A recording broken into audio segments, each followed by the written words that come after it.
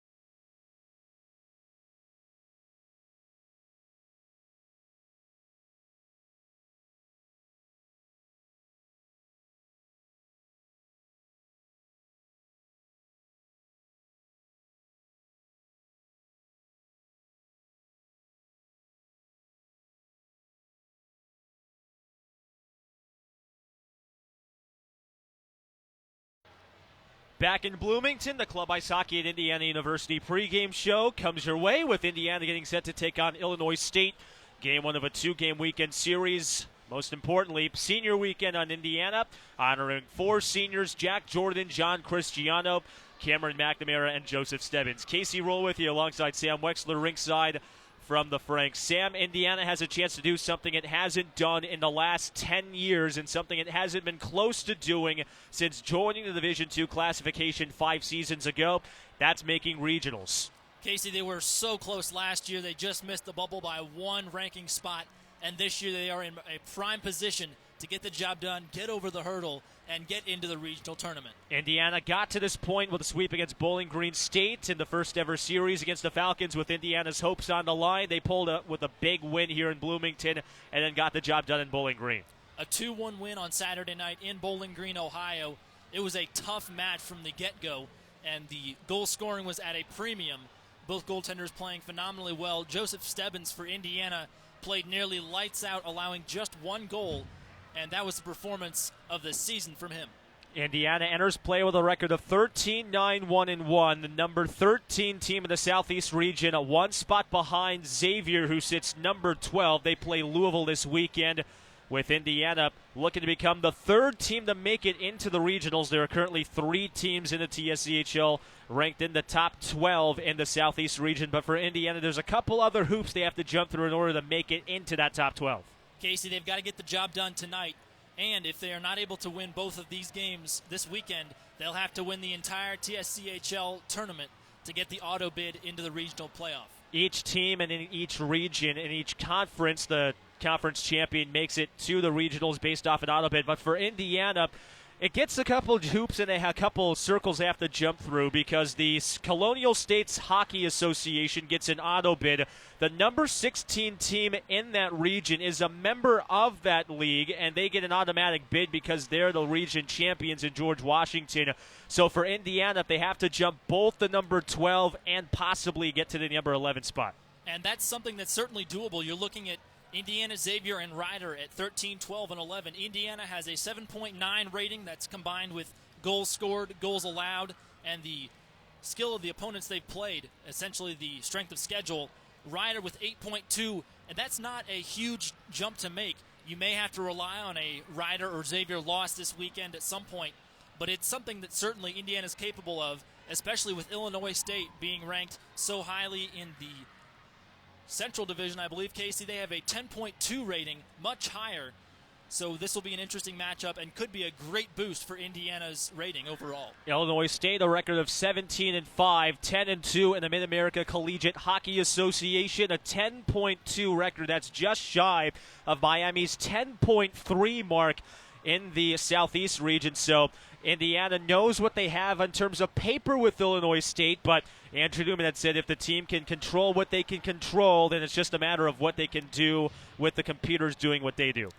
Newman did stress that they need to take care of what they are strong in, and that's power plays and working on penalty kills. Power plays, they are first in the TSCHL, and they worked on penalty killing and power plays, special teams in general, for what seemed like the entire practice last night. Indiana looks to make it 5-0 against Illinois State in the first 2 seasons of play against the Redbirds. Indiana owns a 4-0 mark, including a 10-0 goal disparaging mark against Illinois State when the series last touched the Frank Southern Ice Arena ice sheet 2 seasons ago. We'll step aside when we return and we take a further in-depth look at Illinois State and Indiana. Less than 35 minutes away from opening puck drop between the Cream and Crimson and the Redbirds on Senior Weekend in Bloomington. You're listening to Club Ice Hockey at Indiana University pregame show on the Indiana Hockey Radio Network.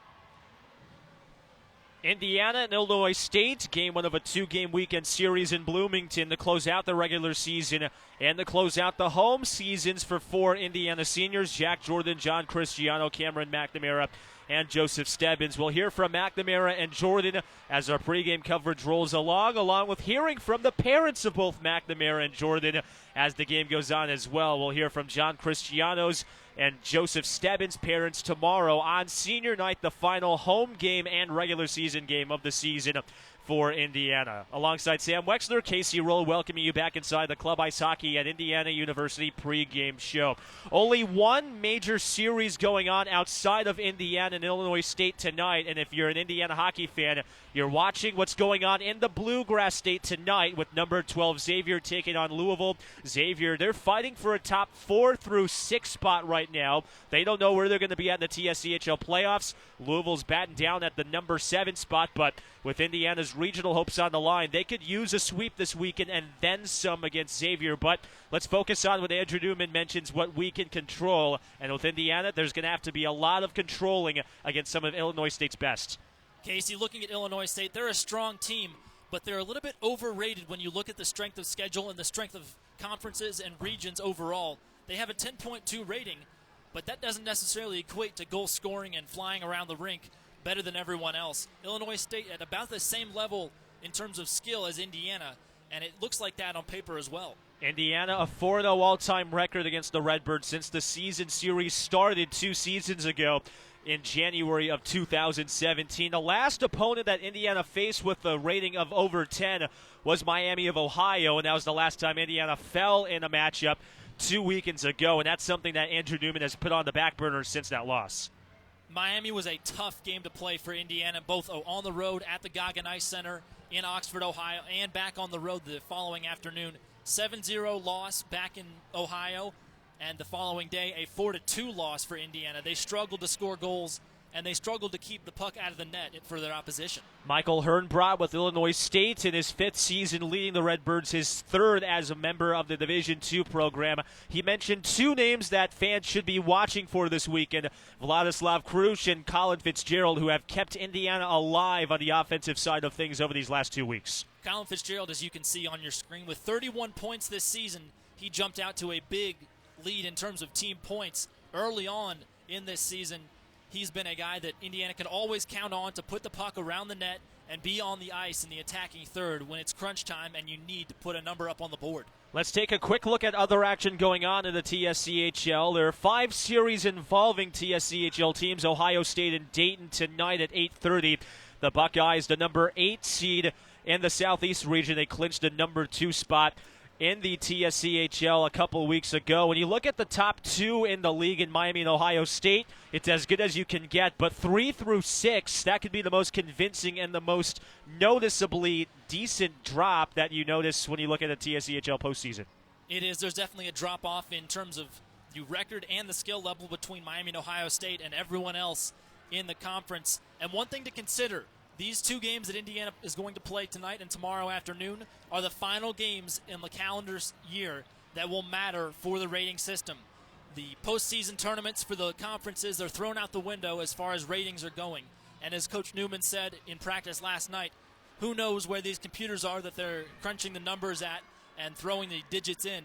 We have to do what we can do, and that includes this weekend's game, the last 2 that have any effect on the numbers. My guess is going to be a Denny's behind Silicon Valley somewhere using the servers that they've got. The only thing that will matter for Indiana in terms of the TSCHL postseason in regards to regionals is if they win the TSCHL tournament, which quantifies Indiana for an auto bid to regionals, something they haven't done in the last 10 years. They were 1 spot shy last year with 7 Indiana graduating seniors, which included Christian Sherman-Colicchio, the all-time leading goal scorer in Indiana hockey history. When you take a look at the 4 graduating seniors tonight and this weekend, Sam, the numbers don't jump out at you, but it's the way they fit into the culture that's allowed Indiana to succeed this season.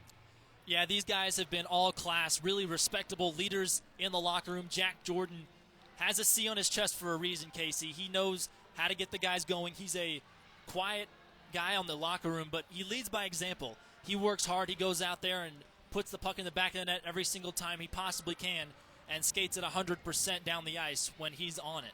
Jordan, the first back-to-back captain season for Indiana since joining the Division II classification in 2014. He's also the active leader in goals against Illinois State for Indiana, with 2 finding the back of the net. Indiana's outscored Illinois State 10-0 in 2 games at Frank Southern Ice Arena when that series happened 2 seasons ago. If Indiana wants to replicate that success in round 2 at the Frank, what do they have to do to isolate Illinois State's prop goal scorers? Illinois State has a really high-scoring guy in Michael McKellen, 29 points. He did jump up to 30 after the scoring change and the statistics change from last weekend's games. So he's the guy that Indiana's going to have to make sure they keep an eye on. It's said that sometimes goal scorers can sneak off into the corner and come back into the high slot when you least expect it. McKellen can do that, and the Indiana defensemen have to make sure they've got an eye on him at all times. McKellen, 62 points. That's the most all-time among Division II players in Illinois State hockey history. And he's only a sophomore, by the way. His 29 goals are second most, only behind A.J. Lee's 31. So definitely something he could surpass if he were to have a big weekend. He also leads Illinois State in active goals against Indiana. For the Cream and Crimson, we mentioned Jack Jordan. We mentioned a couple other of their seniors, including Colin Fitzgerald and Vladislav Krusum Jr.'s. But if you had to pick an underdog and a black dark horse to come out big in this series, who'd that be? I like Cade Kenyon because he's a guy that's also a leader. He gets a lot of starts and a lot of time on the ice. And it seems that he's always around the puck, Casey. He's always putting himself near the net or in the corner to be an option to pass to and put the puck on a one-time pass right toward another shooter like Krush or Fitzgerald. He's always in the action. He's always making himself available and helping the team out. Kenyon's got goals in back-to-back games. He was one of 2 goal scorers in Indiana's crucial win against Bowling Green State last time out on Saturday up in Bowling Green, Ohio. Indiana's first true homestand since the calendar year began. 3 consecutive weekends of home and homes for Indiana, having the chance to sleep in their own beds and not having to travel for day 1 or day 2. What does the energy level for that mean, and how are they able to utilize the extra bit of energy without having to travel? Well, Casey, I can tell from experience that you and I are a little bit groggy come day 2 when we have to travel on a Friday night and get back at 4 a.m. or 5 a.m., sometimes even 6 a.m., like with the Bowling Green State travel on Saturday night. It just gives the guys a little bit more energy when you can sleep in your own bed and rest easy knowing that you've got an easy drive to the rink and you know where all your pads are and your locker room is. It's a routine. You're back into the routine and you're comfortable in that routine, and I think the guys will really relish in that opportunity. If not tonight, tomorrow especially. I'll be able to trade you some notes on how to properly travel on the bus when you've got 3 or 4 years of bus travel experience under your belt as the years goes on. It's Indiana and it's Illinois State. The Redbirds out of Normal. They went on a bus trip to get down to I-69 to get to Bloomington. They look to head back up north to take away 2 wins, if not 1 win, which would be their first against the Cream and Crimson in program history. We'll step aside when we return. We talk with one of 4 graduating seniors for Indiana in senior captain Jack Jordan. He reflects on his time wearing the C, wearing the crescent, and the Cream and Crimson trident on his chest, and as he takes a look at what this weekend series would be for Indiana to make its first regional run since 2009, when the Club Ice Hockey at Indiana University pregame show continues after this timeout.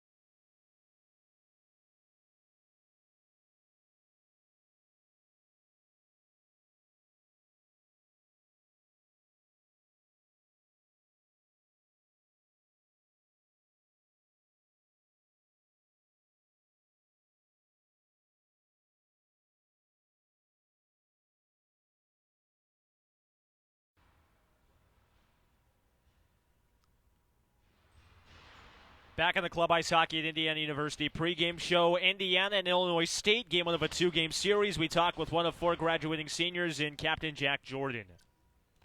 Moments away from opening puck drop between Indiana and Illinois State. Game 1 of a 2-game weekend series on senior weekend from Frank Southern Ice Arena. The final home series for 4 seniors on this Indiana hockey program. And we're joined by one of them today on the Club Ice Hockey at Indiana University pregame show. And senior captain Jack Jordan. Casey Roehl with you ringside from the Frank. Jack, you hear the song in the background. It's a new age Radioactive by Imagine Dragons, but we're throwing it back to one of the 4 graduating seniors tonight. And Jack, obviously the thought on everybody's mind, especially with your senior class, final weekend series here at the Frank, but there's a lot to be played for tonight. A win, Indiana's chance at regional stays alive. A sweep against Illinois State gives this team a fighting chance. What's been the message and what's been the mindset for you going up throughout this entire week? I mean, the mindset's pretty much been the same the past 3 weeks. It's pretty much a win-or-go-home mentality. I mean, if we don't get these, I think it's been 6 wins in a row, I don't think we really have a chance at making regionals. And I mean, that's the whole reason we all come together and play this game that we love, is to compete and to get to the next stage and to move our program to the next stage. When you knew that the team would be losing 4 of its key players, Steven Gaiser, Everett Grimes, Austin Eng, and Scott Berger, how did this team rally around the personnel it has with them right now to make this run that they're on right now, having won 4 consecutive games? I think it's just a big team mentality. I think everyone's bought into what this team kind of stands for and like what we all want to get out of the season. I wouldn't say that like.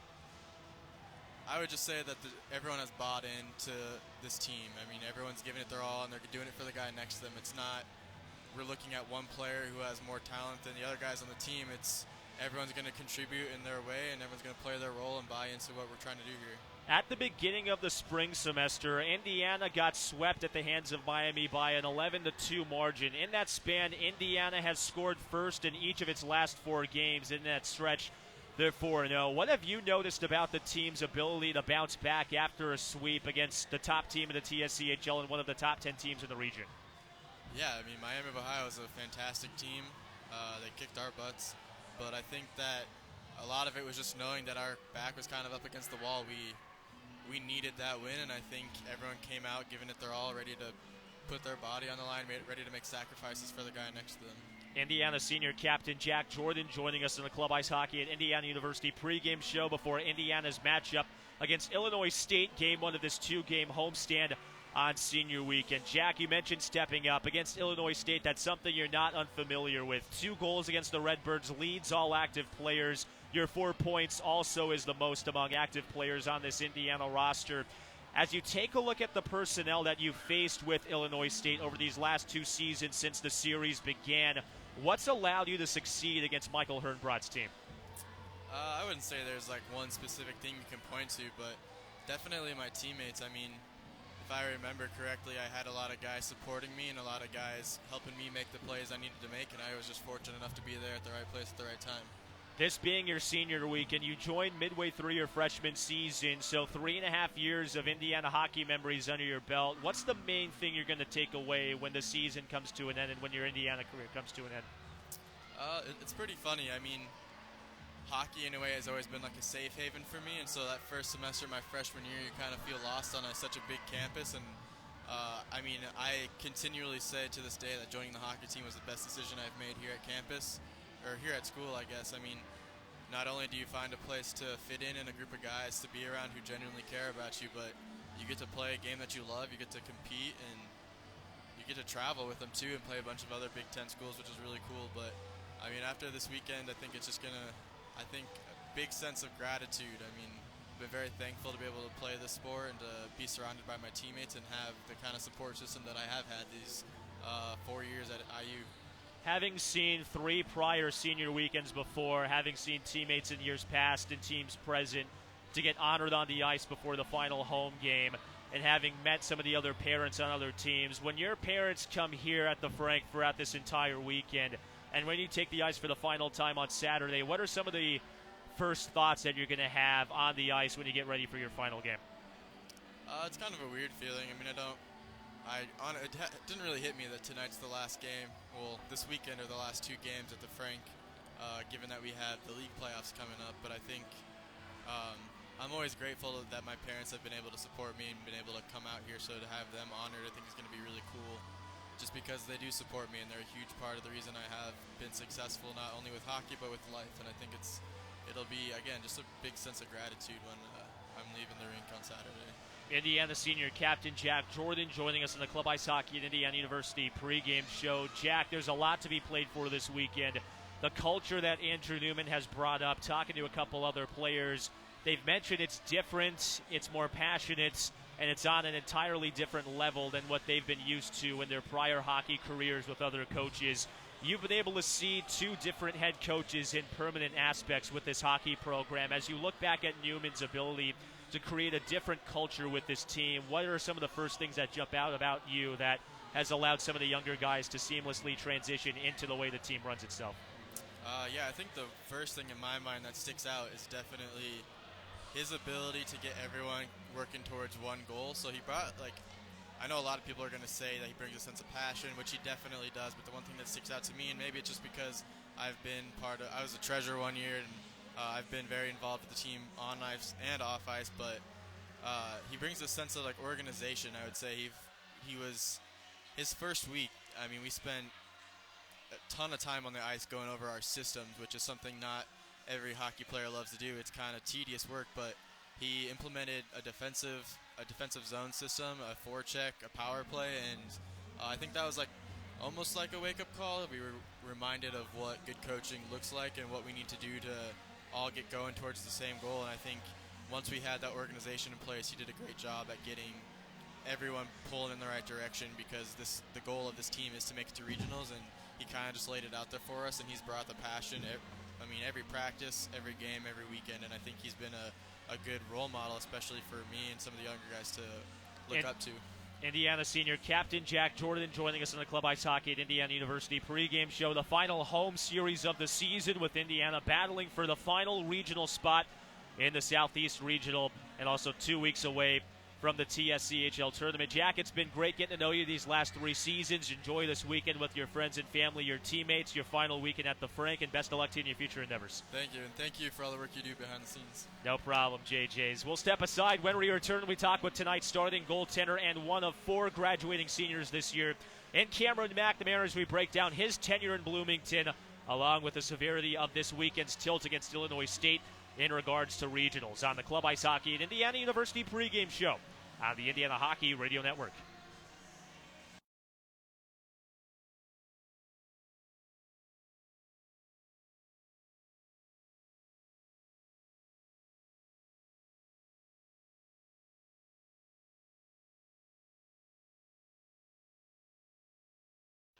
Back on the Club Ice Hockey at Indiana University pregame show, Indiana and Illinois State. Game 1 of a 2-game homestand, the final homestand of the regular season for Indiana on senior weekend in Bloomington. Glad you can join us. Casey Roehl with you back on the Club Ice Hockey at Indiana University pregame show, joined by tonight's starting goaltender for Indiana and Cameron McNamara. Cam, it feels like we've done at least 1,000 of these over the last 3 seasons, with a few hundred here at the Frank, but the final one this week and your final start in Bloomington in the regular season. A lot of memories have to be going throughout your head. What has the emotions like been for you since the day started and leading up to this point?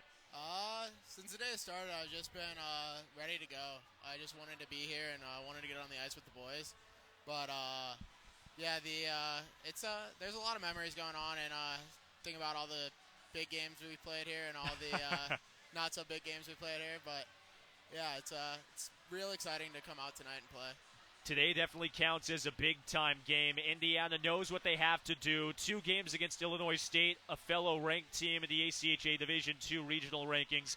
Indiana, number 13, just 1 game out of the rankings. When you take a look at last season's team, when you were a junior, who's in the exact same spot as this year's team is, 1 spot out, what are some of the key differences that you've noticed? I really think that it's the way the rankings went last year with the last few games of the season. I know that we went out and we won those last 2 games last year, but it wasn't too beneficial to us in the rankings as we still got knocked. But this year it should be a little more, because the difficulty rating or whatever of Illinois State is pretty high. So a win there would be pretty beneficial to us. Indiana starting goaltender Cameron McNamara joining us on the Club Ice Hockey at Indiana University pregame show, senior weekend, and his final start at Frank Southern Ice Arena in the regular season. Cam, you're entering play today having won 5 of your last 6 starts, a goals against of just under 2.4. As you've started this run in the spring semester, going back to the beginning of November, back in the fall, what's been the thing that's really surprised you and jumped out to you about how you've played on the ice? I think just controlling the game and the anticipation of where the puck's going to go is probably the biggest thing. And then just the way we played in the defensive zone with losing those guys that were really stellar in the defensive zone. We've stepped up, and it's pretty evident, I think. But just when we do let up a little opportunity, I just got to be there for the boys. But, yeah, I think we've rebounded back pretty good, and, yeah. Indiana head coach Andrew Newman had mentioned earlier this week that even without Steven Gaser, he knows that entering this weekend, he knows he can count on both you and Stebbins to come up in big-time situations such as this weekend. What's allowed you to elevate yourself over these last 2 weekends where you know that if the team loses, that could very well be the chance at making regionals? Yeah, I think it's just I've always loved that pressure of being in the big situations. I think it's why I play the position that I play. But, no, I think that it's there. You always hear about the clutch gene whenever you hear about different athletes and whatnot. I mean, especially Kobe, everyone knew he had the clutch gene, and so I think just calling on that and wanting to be clutch in the situation that you're put in and wanting to be that guy, you have to want to be that guy, because if you don't want to be, then you're going to be that guy and you're not going to like it. So you got to want it all the time. It is senior weekend. Your parents are going to be here for both games. When you get a chance to play in front of your family one last time at this rink, having played with this program for 4 seasons, what are some emotions that are going to be going throughout your head as you get on the ice for the first time tonight? Go out and win a hockey game. That simple. Indiana starting goaltender Cameron McNamara joining us before tonight's matchup. Andrew Newman had mentioned yesterday in practice that the team can control what they can control, and the rankings will leave itself to itself. When he talks about what the team can control, what are some things that you've noticed recently that this team's been able to control better than it had to start the season?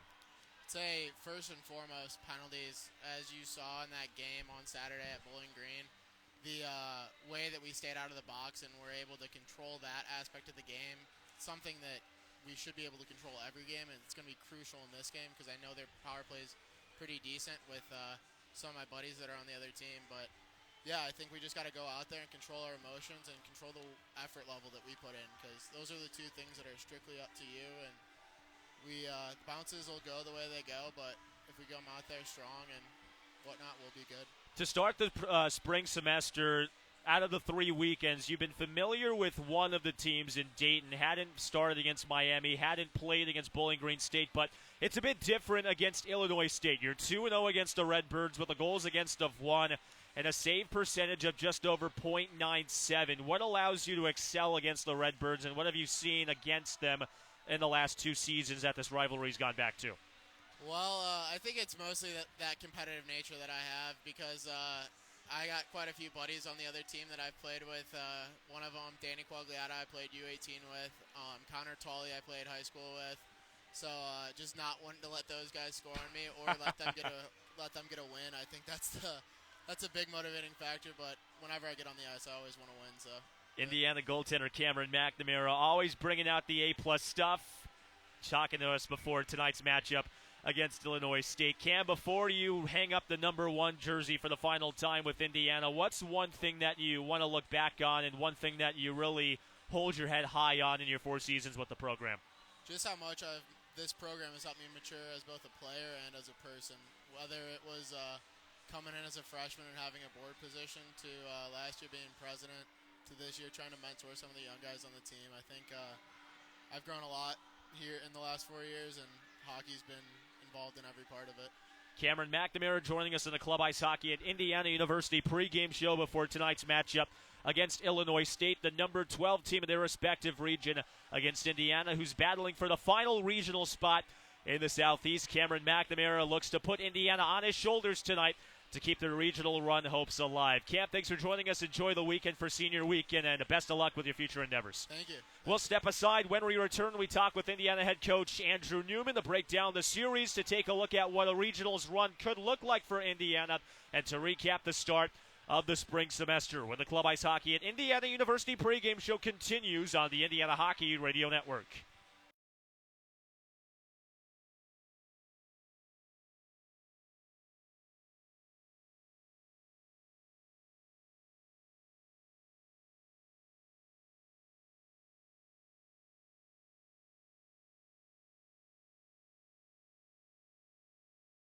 Indiana and Illinois State set to drop the puck for game 1 of this 2-game series from Frank Southern. Indiana and Illinois State set to drop the puck for game 1 of this 2-game series from Frank Southern Ice Arena on senior weekend in Bloomington. 4 seniors being honored for the final time here in Indiana and Illinois State set to drop the puck for game 1 of this 2-game series from Frank Southern Ice Arena on senior weekend in Bloomington. 4 seniors being honored for the final time here in B-Town. Casey Roehl with you on the Club Ice Hockey at Indiana University pregame show, joined by Indiana head coach Andrew Newman. Coach, it's been preached throughout the entire week leading up to this matchup today. If Indiana can sweep Illinois State, they have what they have in their control, but leading up to this week, what was the first thing that really jumped out to you about how your team played against Bowling Green State last week, which could enable success this weekend against the Redbirds? Yeah, I thought Friday night here in Bloomington, I thought was one of our cleanest games, definitely of the second semester, maybe of the entire year. We chipped pucks well, got pucks deep, got a lot of shots on net. Things that we've been preaching. It's our style, and we worked it very well, and it turned out to a very good result. When Indiana went to Oxford to take on Miami to begin the spring semester, they fell 7-0 in Game 1, fell 4-2 in Game 2. Since then, Indiana's won its last 4 games while scoring first in each of the 4 contests. What's the biggest change that you've noticed between the team that started the semester a couple of weeks ago and the team that's rattled off 4 straight wins? Yeah, I think we just took a little bit more time to get back in shape than I wanted, obviously. It's tough to turn around after being off for an entire month in the ACHA. It's just one of those things that we've got to battle through. We didn't show very well that first game against Miami. Second game, I thought we played well enough to win. Again, we didn't, but then we've been able to rattle off 4 straight against TSCHL opponents, which has been big for us going into league playoffs. It's locked us up with the 3rd seed, and we're excited about that.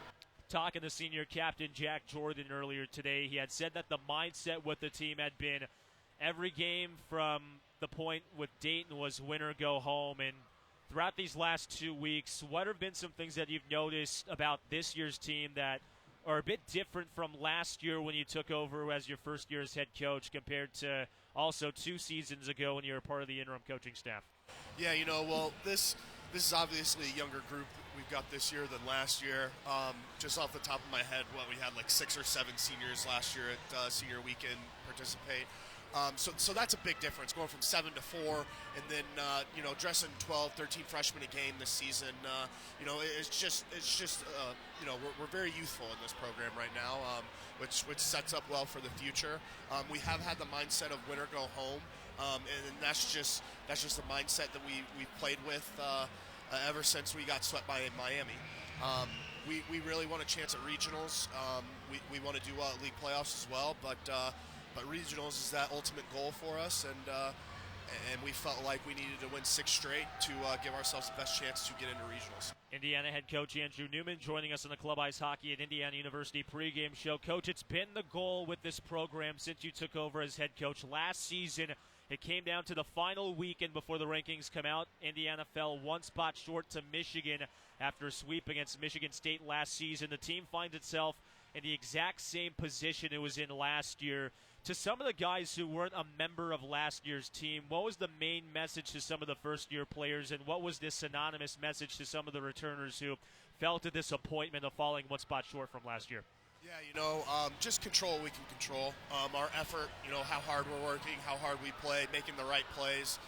If we can control what we can control, if we take care of business here this weekend, we feel like we have a very good chance to make it in on the reveal show on Wednesday. And if not, we've got another chance at league playoffs. So, overall that goal is to make regionals, give ourselves a chance to make it 2 nationals.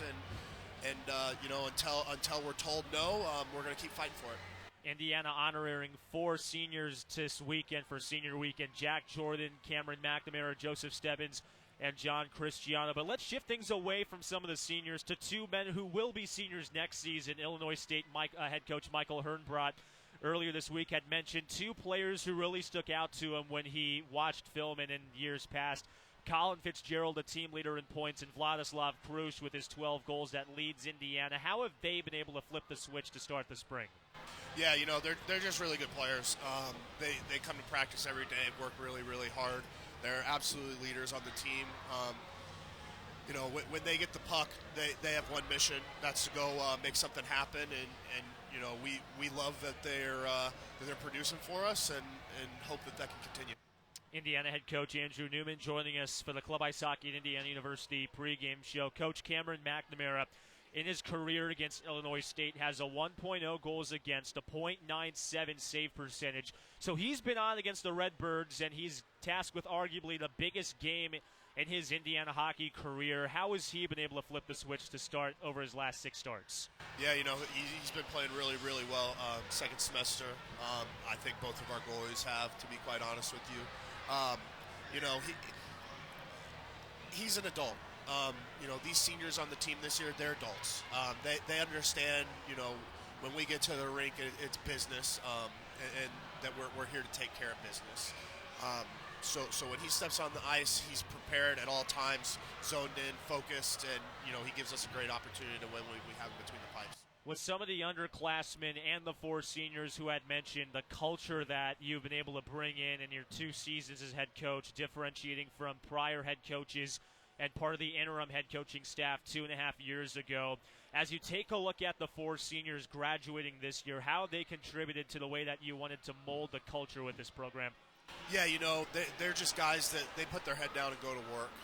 They don't complain when I'm getting on them too much. They don't complain when I'm not everyone's favorite, which is something that I have to do as a coach from time to time. They're absolutely leaders too, whether they wear A's or C's on their jerseys or nothing at all. Guys respect them. I think they've been players that have been respected within this program for as long as I've been around this program with these guys.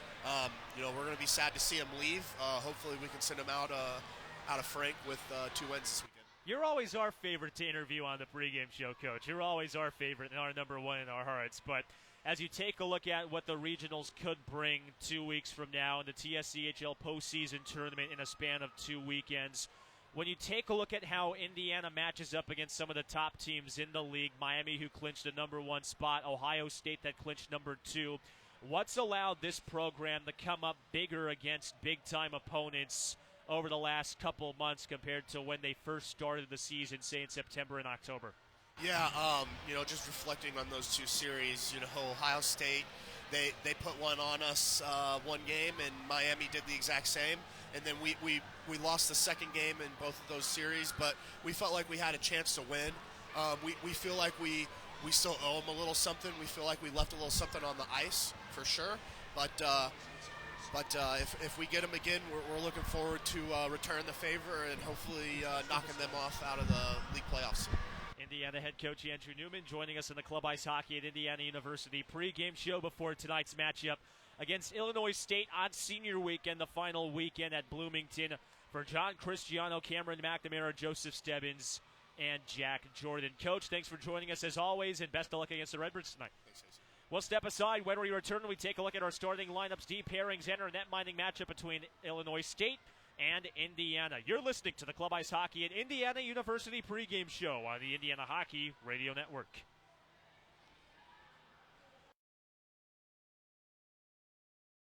Back inside Frank Southern Ice Arena, moments away from opening puck drop between Indiana and Illinois State. Casey Roehl with you back in the Club Ice Hockey at Indiana University pregame show. Let's take a look now at our starting lines and defensive pairings for Illinois State. The same starting line in 3 consecutive games. Michael McCullen centers line 1, Nico Castino to the left, and Connor Tulke to the right. Will Whalen, the right defenseman, and Will Kelly, the left defenseman, all in front of Andrew Meyer for Indiana. Jack Jordan, the senior captain, one of 4 seniors being honored for Indiana this weekend. He centers line 1. Cade Kenyon starts at left wing, Jack Kissel at right. Barrett McDaniel and Colin Fitzgerald, a defensive pairing, all in front of Cameron McNamara, making his final home start at Frank Southern Ice Arena. We'll step aside when we return. Opening puck drop between Indiana and Illinois State on the Indiana Hockey Radio Network.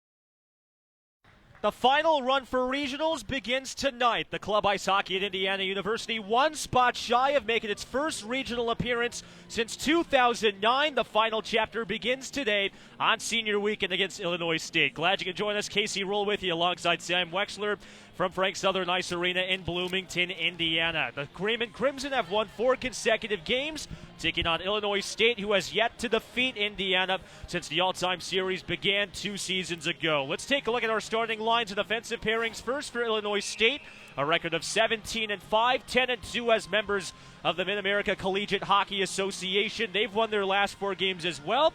Michael McKellen, the all-time leader in points for the Redbirds, starts at center. Nico Castino to the left and Connor Tully to the right. Will Kelly and Will Whalen, the defensive pairing, all in front of Andrew Meyer. For Indiana, Jack Jordan, the senior captain, starts at center. Cade Kenyon to his left, Jack Kissel to his right. Barrett McDaniel, Colin Fitzgerald, the D pairing, all in front of Cameron McNamara. Off the face-off, Indiana controls. They skate from left to right as you listen. Jordan, right half dasher, pitches the puck down the far circle. Rolling puck right side in the Indiana attacking zone. Jordan maintains control. The active leader against Illinois State. Lost the puck left circle. Battle for control. Tully swats it out to center. One hands to Nico Castino, the all-time leader in goals for Illinois State, down the right half dasher. Backhands to Tully. Lost the puck in the slot.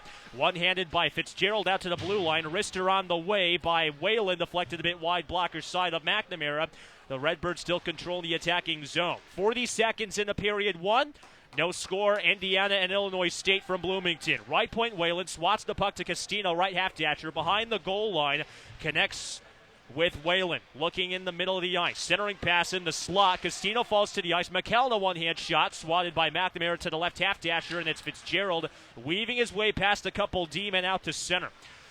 1 minute into period 1, no score between Indiana and Illinois State, the 5th all-time meeting between both schools. Will Kelly past the blue line, shot for the left point, deflected by McNamara. He's won 5 of his last 6 starts centering play. He's making his final start at the Frank in his regular season debut. Shot in the high slot by Castino, chested by McNamara. He holds to the Crimson Trident at his sweater. And that halts action a minute, 20 seconds in. There's no score. Casey, this is a capacity crowd, and we've even got our temporary cameraman, Jake Toppin, with us tonight. Unexpected visit from a guy that we saw a lot in the early part of this season. 75% to capacity here in Bloomington, the largest crowd all season. Shot from Nathan Radke, left circle, deflected off of McNamara's blocker, rolls out to center.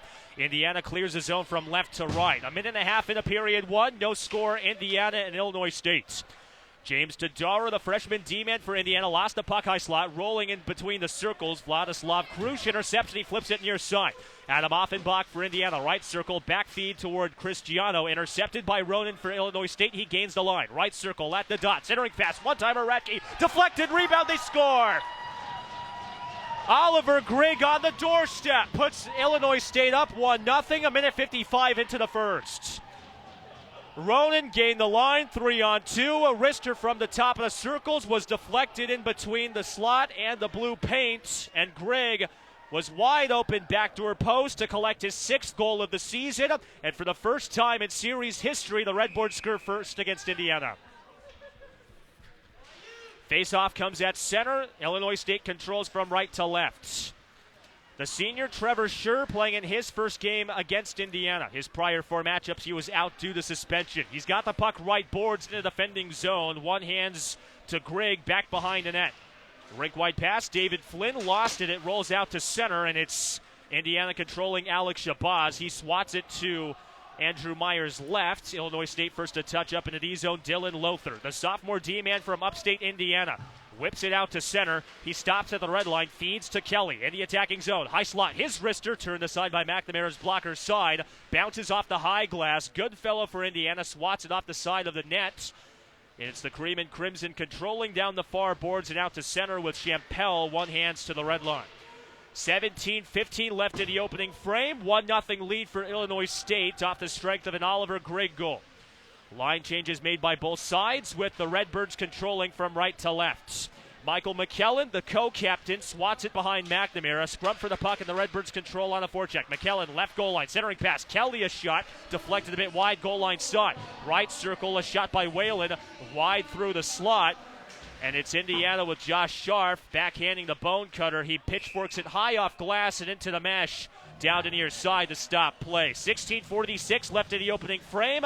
Illinois State maintains the attacking zone with a 1-0 lead. Casey, it looks like the energy's there from Indiana, but the coordination is not quite there yet. They've got to start talking on the ice, just like Coach Newman talked about in practice. Face off to Mcnamara's right. Nico Castino, the team leader in goals for Illinois State, wins the draw. Hands off to Whalen. High slot. His wrister off a deflection. They score. How about this for the Redbirds? 2-0 lead for ISU. 3.5 in the period one. So Cameron McNamara, who had not allowed the first goal of a game in his last 4 starts, has allowed 2 in a span of 3.5 minutes. Well, Casey, Indiana's dressing all 3 goaltenders tonight, so it should not be an issue if they need to bring a guy out of the bullpen. Face off at center ice. Illinois State controls. Will Whalen back into the defending zone. Indiana fighting for their regional lives. A loss in any of these two games kills it. On a centering pass, Jordan in the slot. His shot deflected, rolls out to center. And it's Andrew Meyer making the first big save of the night to maintain a 2-0 ISU lead. 16:20 to go in the first. McDaniel for Indiana. Rink wide pass Shabazz. Filters out to center. Looking for Jordan. Past his stick. Will Kelly for the Redbirds. Hands off to Ronan. He gains the line. Lost the puck. Kenyon for Indiana gains the blue line. Right circle. Slap shot. Chest save made by Meyer. He holds the rebound to his chest. The senior goaltender has won 4 of his last 5 starts with a goals against of just under 2.1. He maintains a 2-0 ISU lead 4 minutes into the opening frame. Faceoff comes to Meyer's left. The 6'2" goalie out of Fort Wayne, Indiana. Faceoff between Offenbach and Shadle. It's won by Offenbach. Works it straight away to Tadaro. His wrister blocked. And here come the Redbirds from left to right. Dan Quagliata, left circle, puts on the brakes at the goal line. Backhands to Castino, back behind the net. Centering pass blocked. Georgiou for Indiana, one hands to Vladislav Krust on the right half dasher. He one hands out to center, rolls down from left to right. Fetched by Trevor Hitzler for the Redbirds in the defending zone behind Meyer.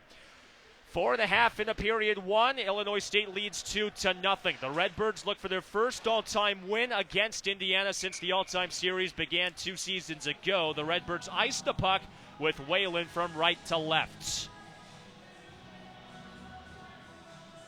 Indiana entering play, scoring just over 3.8 goals a game against Illinois State's top-ranked offense in the MACHA at 4.5 a game. Face-off to Meyer's left. Offenbach for Indiana against Whalen off the tie-up. Illinois State controls into D-zone. Quagliata swats out to center with Hitzler. He gains the red line. Past the blue line in the attacking zone right side below the line. He trips up in the trapezoid. Backhand shot deflects off the side of the cage. And it's Fitzgerald for Indiana one-handing the Crush. He lost the puck momentarily. And it's Offenbach backhanding out to center. 5 minutes into period one. Illinois State leads 2-0. Crush right goal line, turned off the puck by Logan Oliver. He flips it out to center. Patton swats it behind Meyer, and it's Indiana making a line change. Casey, Indiana doesn't have enough sustained attack time. They need to put the pressure on the netminder for Illinois State and keep putting shots on net. Shabazz high slot, off a turnover, hands off Null. His wrister deflected off a pad save made by Meyer, rolls out to the slot. Illinois State from right to left at the red line. Sprawling bodies, and it's McDaniel playing the carom. He hands off to McNamara, and he puts the glove on top to stop play. 5.5 in the period one. Illinois State leads 2-0. It's good for McNamara to get that touch on the puck, trying to get his head back into the game. Sometimes McNamara can psych himself out, and he's just got to get refocused and back into the mental aspect of his position. Face off to McNamara's left. Nico Castino, the team leader in goals, takes the draw against Christian Champel. Off the face-off, Castino wins it. He backhands on goal, and McNamara throws his body on top of the puck. 14:28 left in period one, 2-0 ISU. The early deficit Indiana's found themselves in will force Newman to put a very offensive lineup out on the ice. Face off to McNamara's right. Indiana controls. Jack Null out to center. Filters behind Meyer. Rolls down the right boards. Illinois State controls the roulette wheel right half dasher. Connor Tully filters out to center, and it's Indiana with Fitzgerald twisting to the blue line. He turns it over. McAllen, his shot, high slot, deflected off of McNamara's pad. Rolls right goal line. Tully swats it off the high glass, rolling toward the end line, and it's filtered out by Shabazz, high off glass, nowhere near the ceiling, and it's Illinois State controlling on the forecheck. Tully right goal line, flips the puck behind the net. In the trapezoid to McKellen. Left circle, works it straight on. Castino lost the puck, swatted out to the red line. Bounces off a couple sticks and off a light fixture just above the center ice logo, and that halts play. 13:43 left in the first. ISU leads 2-0. Casey, that's about 4 times now where the puck has flown up into the air, and everyone except for maybe a handful of guys have lost track of where the puck is. You think you could see a black puck in white lights, but if you had $1 for every time you said that. Puck doesn't have much lay tonight, Casey. Very bouncy. Face-off at center, a false start on Shane Ronan, and that brings another draw out to center. 2-0 lead for ISU over Indiana. The Redbirds, the number 12 team in the Central region. They've already locked up its second consecutive trip to regionals. Face-off at center, Illinois State controls. Kelly bangs the puck down the near wall, connects with Nathan Radke, left circle, wrister, flails wide, glove side of McNamara, swatted right point, delayed offside, Indiana controls the center. Curtis Hubbard, one of 13 freshmen on this Indiana side, backhands into the trapezoid. Hubbard chases it down, right goal line. 1-on-2, falling puck. He whirls to bone cutter, right circle. His wrist deflected. Sharp shot, bottom of the left circle. Hits off of Kelly's skates. And the sophomore D-man for Illinois State dishes out to center. He connects with Ronan. He gains the line. Right circle. Saucer pass through the slot. Nobody home. It's dug out by Bonecutter for Indiana. Radke on the forecheck for ISU. Filters right goal line. Hitzler controls for the Redbirds. Pitch is high off glass. And it's Sharp controlling for Indiana down to near side. Just under 13 minutes remaining in period 1. Illinois State leads 2-0. An Oliver Gregg and a David Flynn goal to 2 to start. Slap shot, high slot. Lothar deflected off of McNamara's pad. Rolling left point, kicked out by Sharp to center. Second all-time series at Frank Southern Ice Arena between both schools. 2 seasons ago, Indiana outscored ISU 10-0 over the course of 2 games.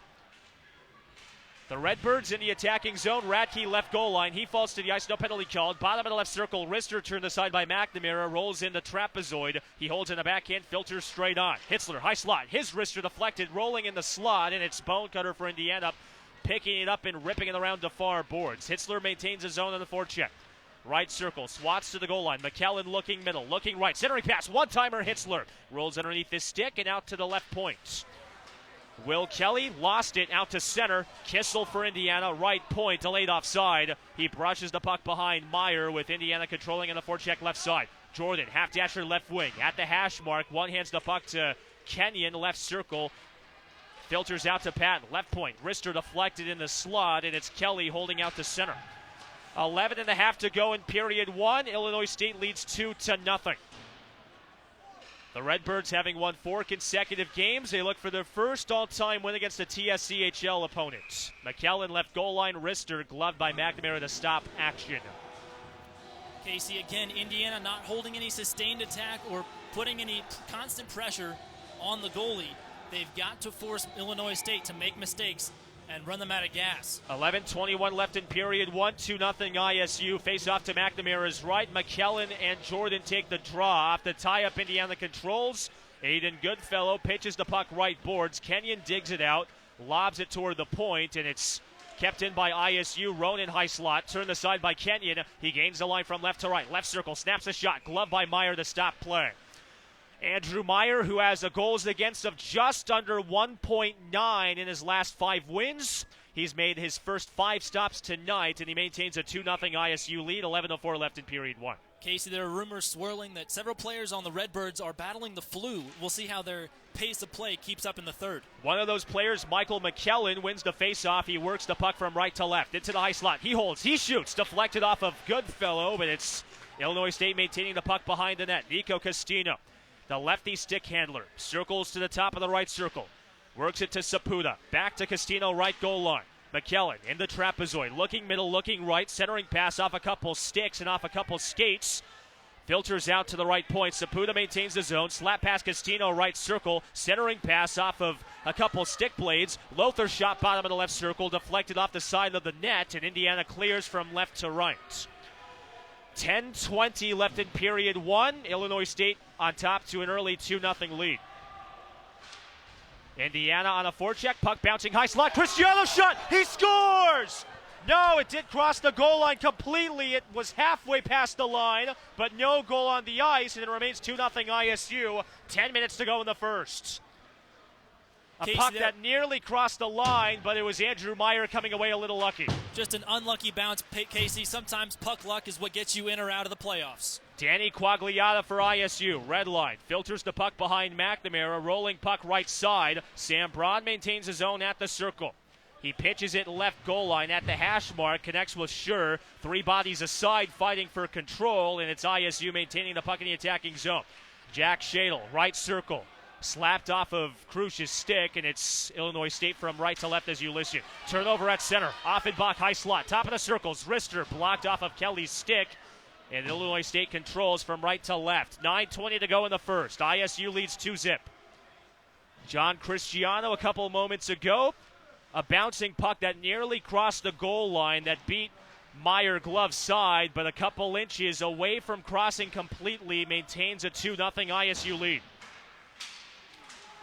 Indiana on a forecheck right side. Fitzgerald can't keep the zone. Left side, Oliver maintains the attacking third for ISU. Rims the puck right circle. Dan Quagliata lost the puck high slot, batted off of Null's stick, and it caroms out to center. 8:45 left in period 1. Illinois State leads 2-0.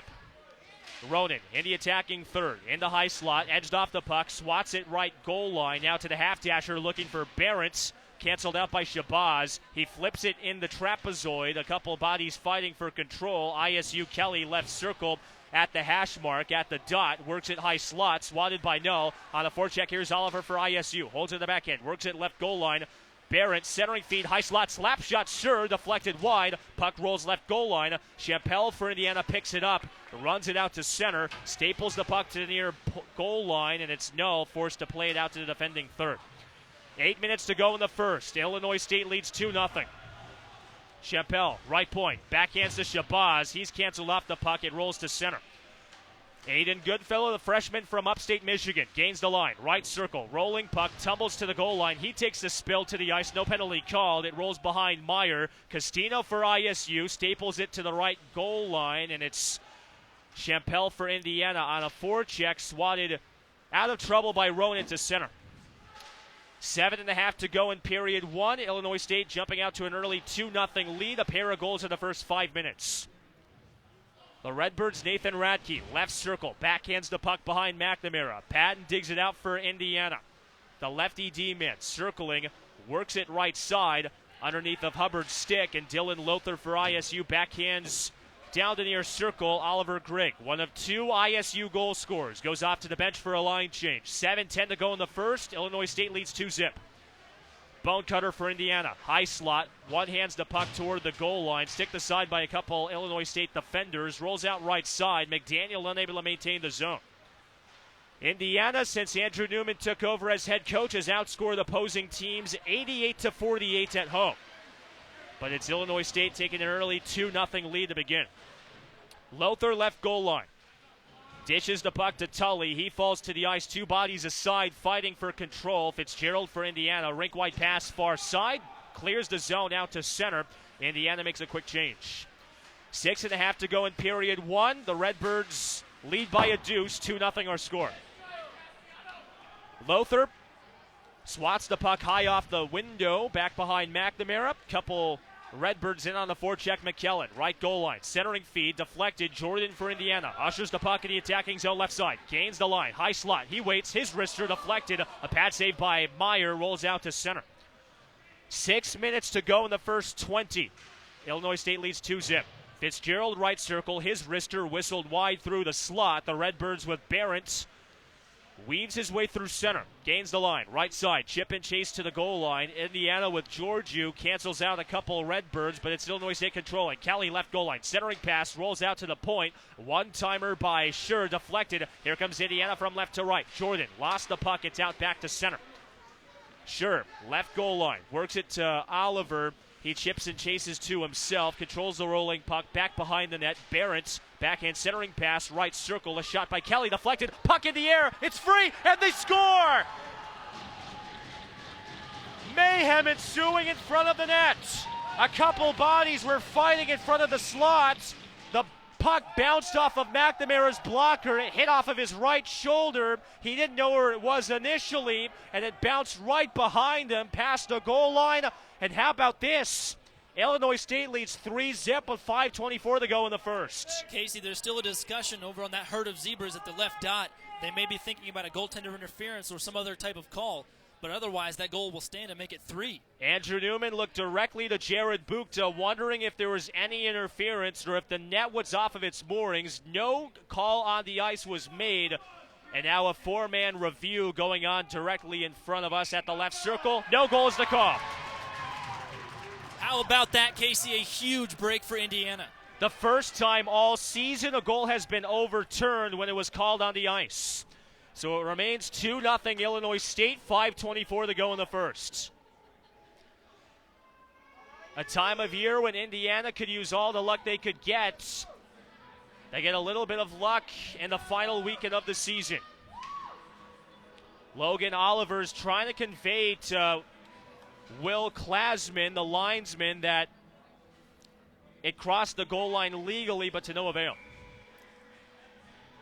Face-off down the right boards at neutral ice. Offenbach for Indiana takes the face-off against Oliver. A lefty against a righty, and it's Oliver, the right-handed stick handler for ISU, controlling the draw, swatted by Hitzler behind McNamara. 5:15 to go in the opening 20 minutes. Illinois State on top 2-0. Offenbach for Indiana, past the center ice logo, in the high slot, left circle at the dot, bottom of the circle, his wrister turned aside by Meyer, it's off his blocker and his chest, and Karam's out to center. Cristiano swats it to Meyer's left, with Indiana making a moderate change. 5 minutes to go in the first. ISU leads 2-0.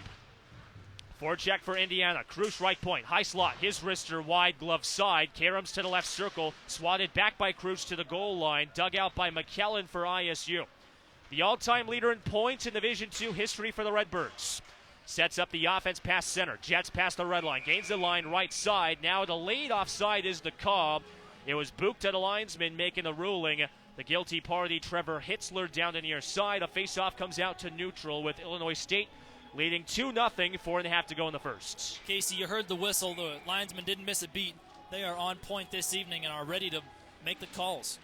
Face-off down the far boards, just at neutral ice. Shot by Kelly from the red line, turned aside by McNamara. He throws his glove on top to stop play. For Indiana, it's simple. Sweep this weekend. Their chances at its first regional opponents since 2009 are still alive. A split, and that could be all for another magical season with Andrew Newman on the bench. Face-off to McNamara's left. Chappelle, one of 13 Indiana freshmen, takes the face-off against Castino. Off the tie-up, Indiana controls. Barrett McDaniel, right circle, lost the puck. On the forecheck, Tully, right goal line, hands off to McKellen. Stapled to the wall, holds in the backhand, filters right half dasher to Hitzler. He tumbles to the ice with the puck rolling right goal line. Tully, looking middle, looking right. Holds on the forehand backhand, swats it off the boards. McDaniel now to Shabazz for Indiana. They gain a line, right side, no, centering feed, nobody home, far post, and it's Illinois State with McKellen chipping out to center. 3:55 to go in the first. ISU leads 2-0. Oliver Grigg at the red line, swats the puck into the attacking third. Delayed offside is the call. 3:47 left in period one. The Redbirds lead it 2-0.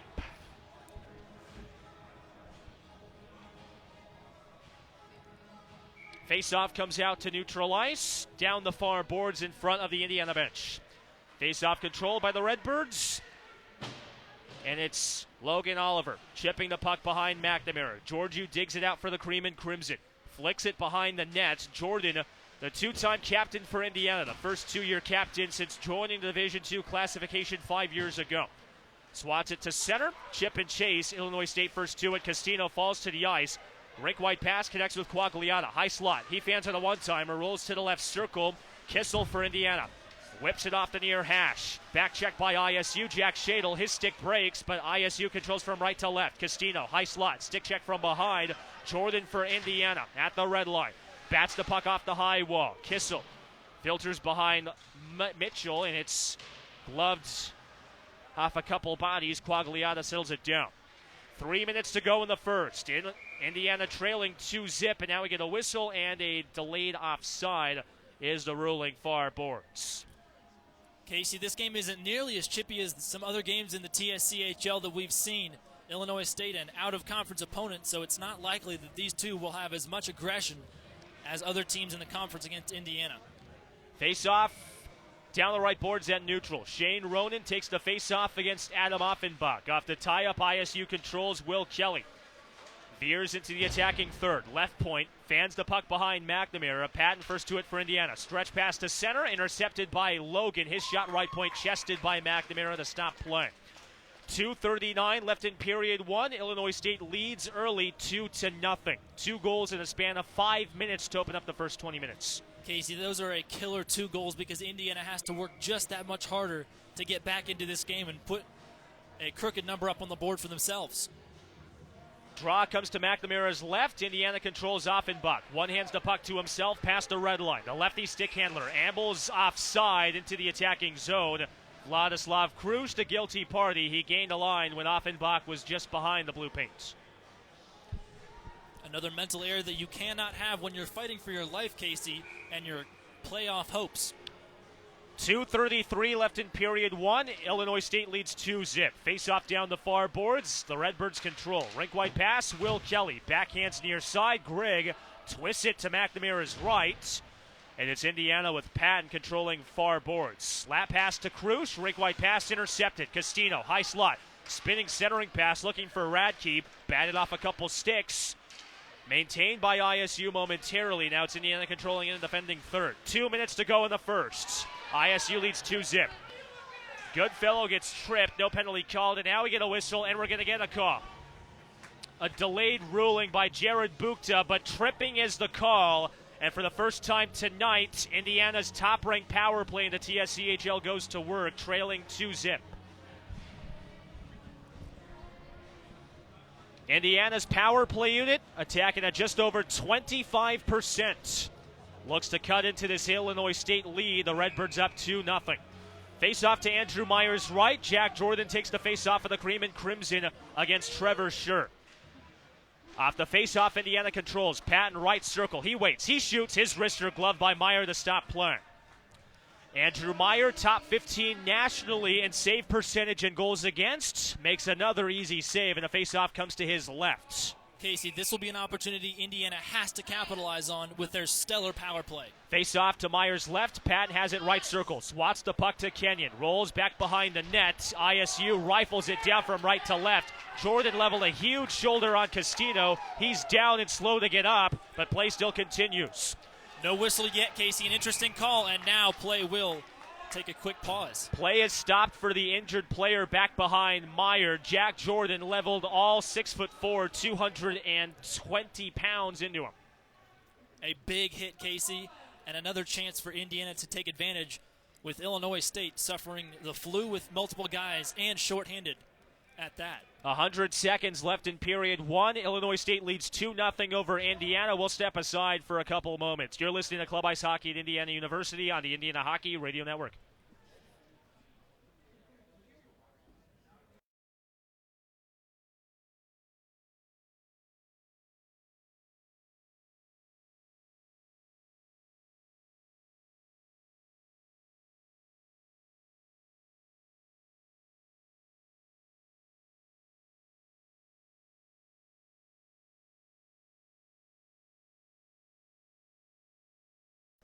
Back in Bloomington, 2-0 lead for Illinois State over Indiana. Minute 40 left in the opening period. Casey Roehl with you alongside Sam Wexler from Frank Southern Ice Arena in the Crossroads of America. There was a timeout for an injured player, Will Kelly, slowly skating off the ice with the assistance of the training staff down the far boards. But Sam, Indiana on the power play for a minute 39. They took an early 2-0 deficit 5 minutes in. This is go time for Indiana, and Andrew Newman knows it with Illinois State being one of the top-ranked teams in the Central region. They're showing why tonight.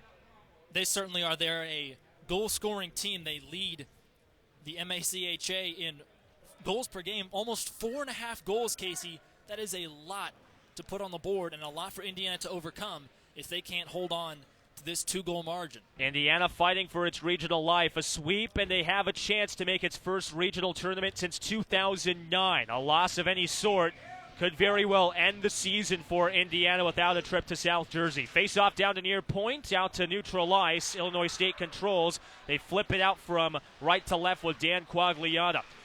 Indiana on a power play for a minute and a half. 90 seconds left in this first period. Illinois State up 2-0. Kenyon, right point. Rink-wide pass Kissel, left side. Patton fakes a one-timer high slot, hands off Fitzgerald. One-timer Patton, right circle, deflected off a couple sticks. And off of Kenyon's skate, and the Redbirds clear the zone from right to left with Ronan. 70 seconds left on both the power play and the timer. 2-0 lead for ISU. Kenyon, right circle, ambles past a couple defenders into the goal line. Centering pass intercepted. Jack Shadle out to center. 1 minute to go. Short-handed. Quagliata for ISU. Right goal line. Bumped off the puck by Goodfellow. Filters behind the nets. They work the cycle to Offenbach. 48 seconds to go in the first. ISU leads 2-0. Offenbach saunters across the line. Swats the puck to Champel. Stick handles past one. Rolling high slot. Goodfellow backhands to Champel. Left point. Looking middle. Looking right. 35 seconds left in the first. Kissel, left goal line, backhands to Goodfellow. It rolls off his stick blade out to center. 25 seconds left in the first. The Redbirds lead 2-0. Goodfellow, the lefty D-man for Indiana, bangs the puck to Offenbach. Right point, chips to Krush. Timer at 15 seconds. Krush, right circle, falls to the ice, no penalty called. Ronan backhands to center. Oliver Gregg, one hands to Ronan. 5 seconds on the timer. Offenbach staples the puck to the wall. And that'll do it for the first. As soon as the penalty expires, the timer goes out in the first 20. And for Illinois State, a dream of a start if you could ever think of one. A 2-0 lead for the Redbirds after the first period. Casey, that was a rough 20 minutes for the boys in Bloomington.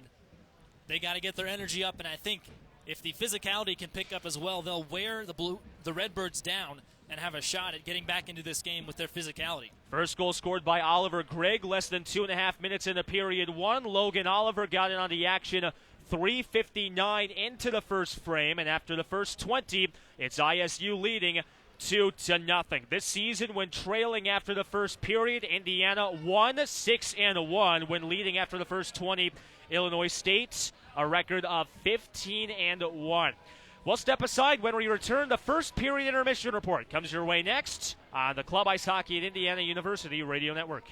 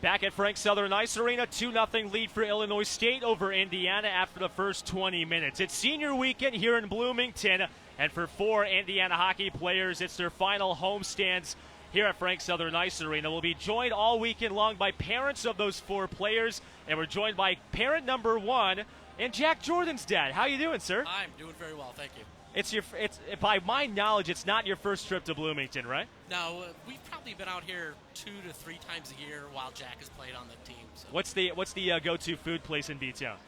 It's got to be Buffalo's. I just can't beat the wings. You can't beat the wings, in my opinion, the best wings this side of the Mississippi. Indiana trails 2-0 after the first period, but coming here to see Jack play his final homestand as an Indiana hockey player and with this program, what are the emotions that have been going through both your and your wife's mind over these last week and a half? Well, it's bittersweet. I mean, we've been watching this kid play hockey since he's 5 years old, and all the way through squirts and Bantam and midget and high school, and now here in college. It's been a wonderful thrill. So it's a little bittersweet coming, seeing it come to an end. But it's also very heartening because the 4 years that Jack's been here, it seems like the program has gotten better and it's showing growth, and it's heartening to see the impact. And even with the broadcasts, living in Colorado, always tough to try and find how the team is doing, and then started to hear your broadcast, and every year they're improving. For someone so far away, it's just a joy to listen and tune in. Well, me and my good pal Sam Wexler glad to bring all the coverage year-round, but with Jack having played his 3.5 year with this program, what are some of the biggest things that you've taken away when he first stepped into the program as a freshman to now as a senior? Yeah, it's the way you bond with the teammates, right? And when Jack first got here, he's the new guy on the block, and it's trying to get everything to mesh together. And, frankly, they had a couple tough years there. But as the team put the right elements in place, you can see the guys working together, playing for each other. And now, for the last 2 years, on the verge of regionals, it's just amazing. So I got to ask, does Jack get the height from your side of the family or the mom's side of the family? The hype? The height. Does Jack get his height from your side or the mom's side? Definitely be from my side. Although, unfortunately, he's taller than I am by quite a bit. Yes, you and me both. Yes. Jack Jordan's father joining us on the Club Ice Hockey at Indiana University first period intermission report. Mr. Jordan, hopefully you enjoy your time in Bloomington. Enjoy the time watching Jack play his final series here at the Frank, and hopefully you have safe travels back to Colorado. Thank you, Casey. Keep up the good work. Thank you. Always will. We'll play a bit of rolling roulette here, and we'll hand off to Tammy Jordan, Jack Jordan's mom. I know the first time on camera can be a little camera shy as well. Nothing too hard. Jack Jordan, the 2-time captain for Indiana, the first back-to-back captain for this program since joining the Division II classification. Mom, I got to ask you, we asked Dad a bit ago about some of the emotions that you had coming into this week. After these first 20 minutes, what's been going throughout your mind watching your son play his final weekend here? Well, it's really exciting for sure. I can't believe it's at the end of his 4 years, and I feel like I'm just going to continue seeing him next year. So it's a little emotional, but we're excited. Yeah, we're mostly excited just to be here and be able to see him. Talking to Jack earlier today, he had mentioned that hockey was a bit of a safe haven for him growing up, and how that was a big part of his life. What do you think the next chapter holds for Jack past his hockey career and past his collegiate hockey career? How's he going to pass the time? Oh, I think he'll still be playing hockey, but at a very different level for sport, for, leisure and camaraderie, and they have leagues that you can play. I think he'll still be involved in it, but, he's going to dive into whatever's next for him career-wise, and hockey will always be a part of his life. Talking with Mr. Jordan, Jack Jordan's father, a bit ago, we were talking about how he's developed and matured not only as a player but as an individual. With this being the first real look into Jack's career outside of Indiana before graduation in May, what's been the biggest thing you've taken away from watching Jack play hockey in his life? His whole life? Yeah, let's go whole life. Let's start with whole life. I think that it has matured him as a human being, and to, really embrace just the team and supporting each other, and, not having it be all about yourself. And I think that moving forward, there's some great qualities that he's going to take from the game of hockey.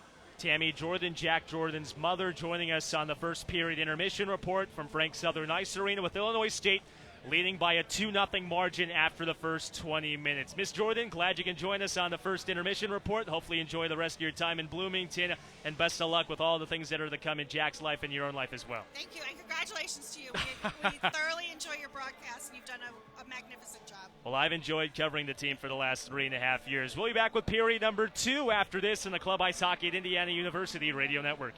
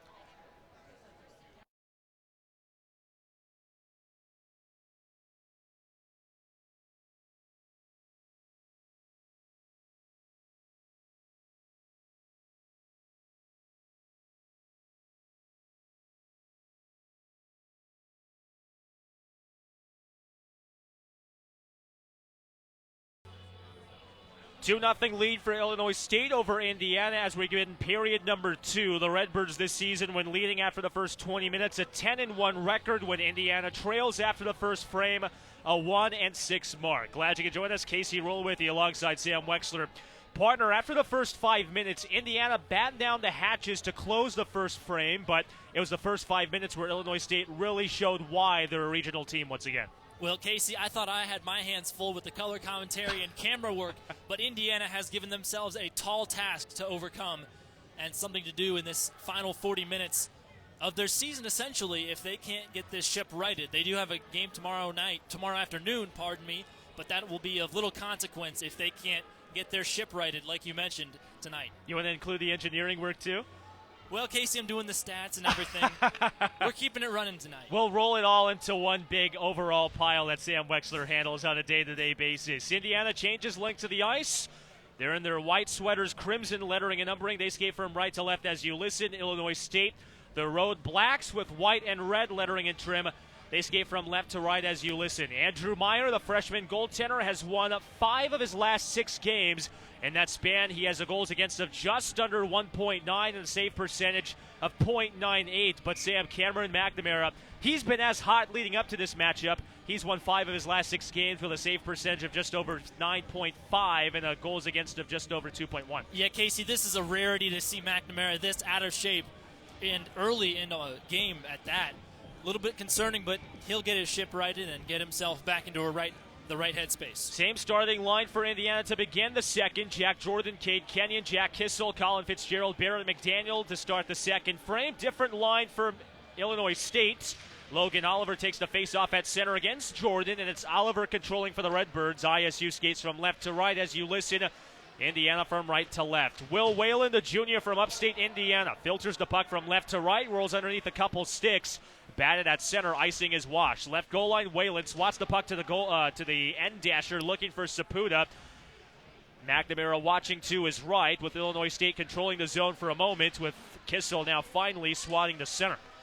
Half a minute into period 2, Illinois State leads 2-0 over Indiana.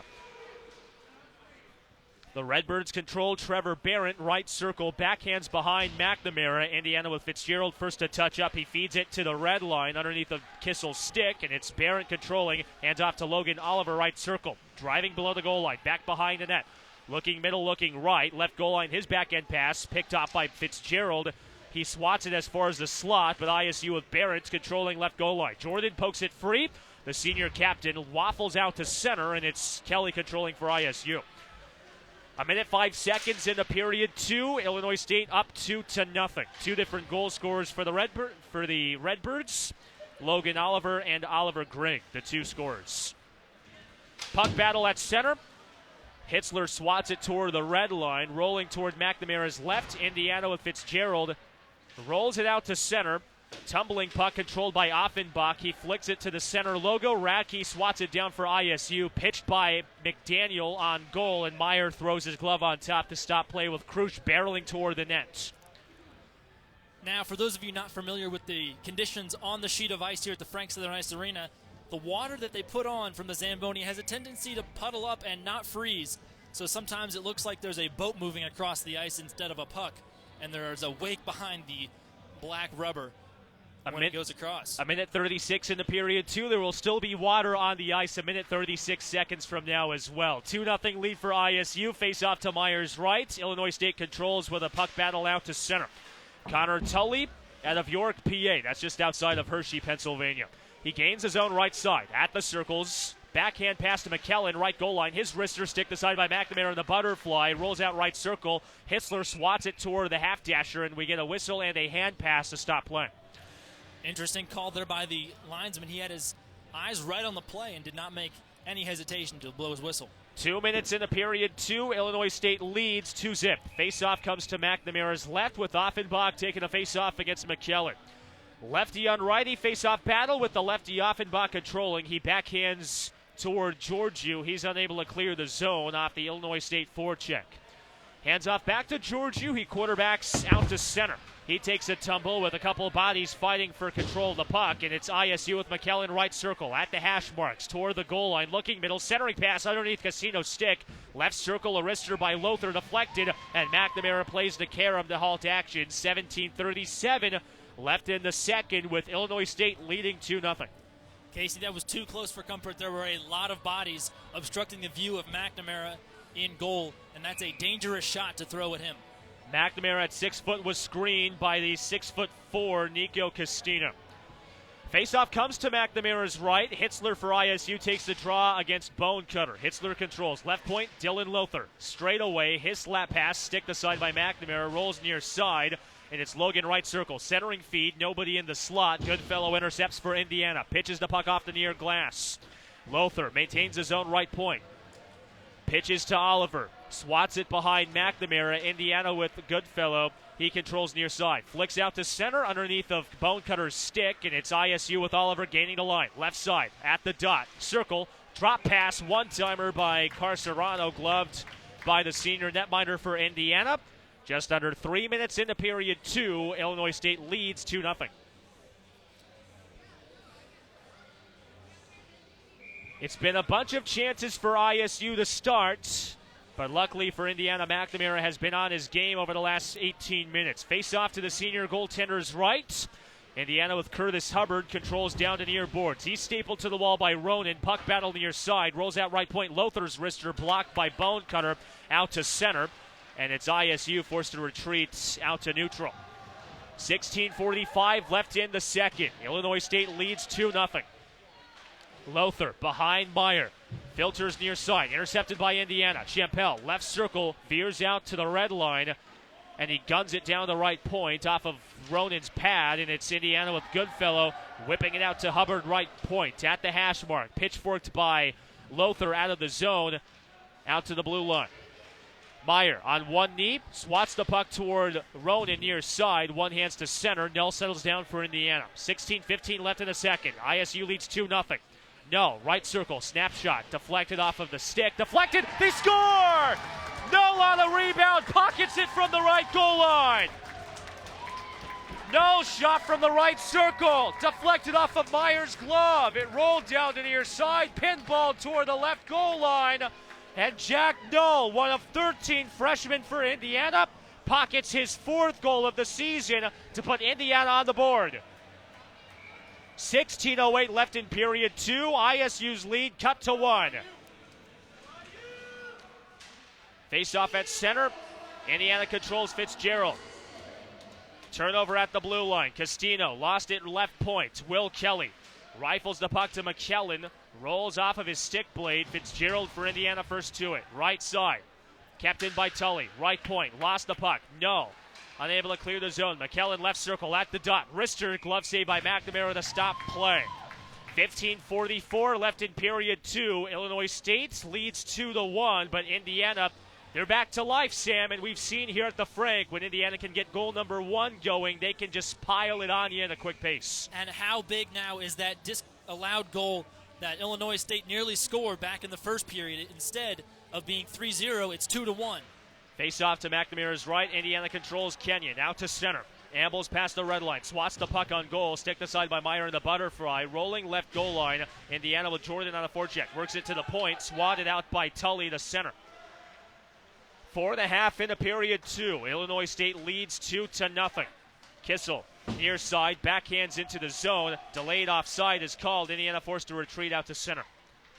The Redbirds have won 4 consecutive games on the road. Indiana has won 4 straight entering play today. Castino, right point, chip and chase toward the goal line, holds in the backhand, centering feed back to her post, deflected. Tully's wrister whistles wide over the crossbar. Kelly keeps the zone for ISU. Over to Castino, right goal line, pitchforked away by Kenyon. He one hands out to center. He lost his stick, and we're going to get a penalty. Kenyon's stick was taken out of his hand, and for the second time today, Indiana to the power play. Slashing is the call, and it's on Connor Tully, the freshman out of York, PA. Casey, Cade Kenyon was adamant about that call. He was slapping his hands together, looking for the official to make the call, and finally the whistle was blown from the far side of the ice.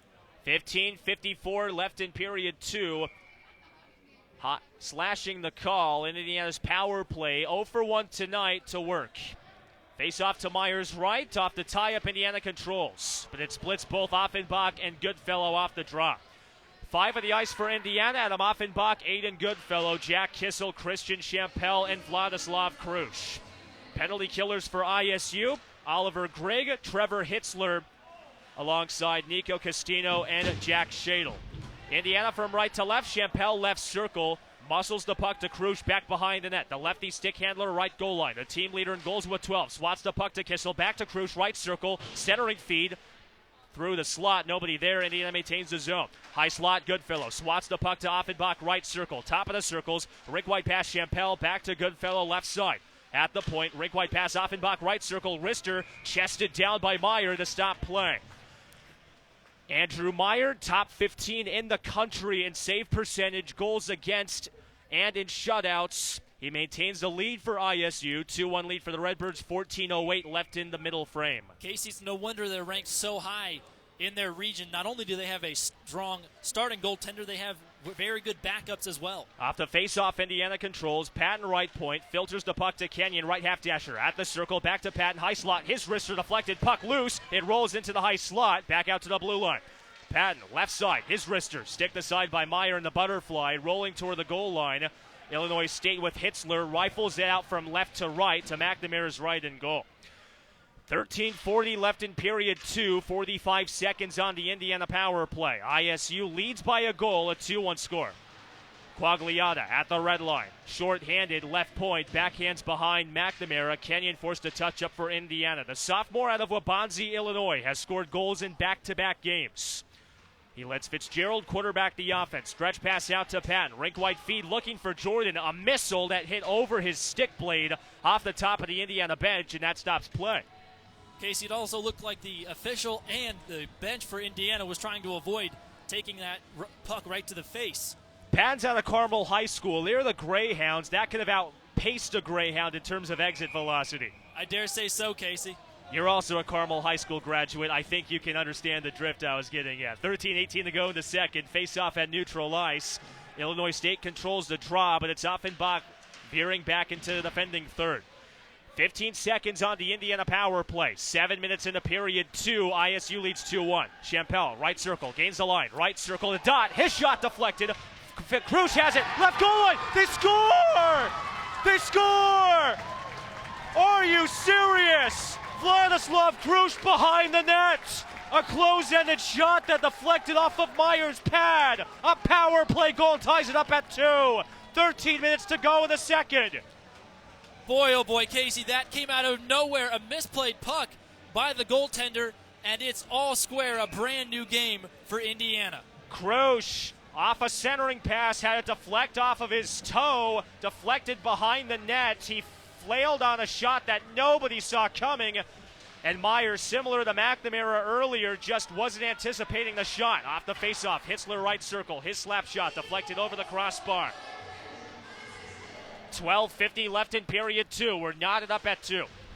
Face-off to Myers, puck to Myers' right. Indiana controls Champel, back behind the goal. Holds in the backhand right goal line. Staples the puck to the wall, jabbed out to the right point. Tadaro keeps it in for Indiana. His shot deflected. Here comes ISU 3-on-2.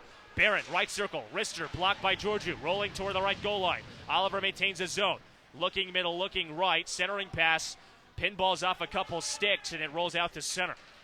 12:20 left in period 2. We're knotted up at 2 apiece. Illinois State had scored 2 goals in the first 5 minutes. Indiana with 2 goals in the first 8 minutes of the second. Puck battle in front of McNamara. Indiana with Champel unable to clear the zone. Oliver right knee. His shot from one knee deflected. Rolls to the right circle. Here comes Indiana from right to left. Champel past the red line. Gains the zone. Right point. Backhands to Null. His wristers turned aside by Meyer. Out to the left point. It clears from left to right. Out to center. Casey, during that last attack, it looked like there were 10 different guys playing footsie in front of McNamara's net. 11:45 left in period 2. We're knotted up at 2 here at the Franks. Senior weekend in Bloomington. Indiana fighting for its regional's life. A sweep keeps it alive in the final weekend of the regular season. Indiana with Kenyon in the defending zone. Drop feed to Fitzgerald. High steps his way past the red line. Veers past a couple defenders. Tully sticks it free. He was in the penalty box when Indiana scored in the power play a minute ago. Rank wide past McKellen. Right circle at the dot. Wrister blocked. It rolls behind the net. Barrett, right goal line. Looking middle. Veers toward the goal line. Hands off Castino. Works it back to Tully. Castino, chip and chase, back behind the net. Centering pass. One-timer McKellen. Rolls underneath his stick. Castino maintains the zone. The team leader in goals with 16. Bottom of the left circle. Centering pass. McKellen's one-timer close angle. Deflected by McNamara. Rolls out right point to Lothar. His wrister wide glove side of McNamara. Indiana with Kenyon swats it out to center. 10:45 left in the second. Illinois State and Indiana leveled at 2. McKellen for ISU. Gains the line. Right circle. Drop feed Castino. Dances past a couple offenders. Flicks the puck to McKellen, right goal line, behind the net, in the trapezoid, looking middle, his centering feed, deflected off of Bone Cutter, he misses it, he chases it back.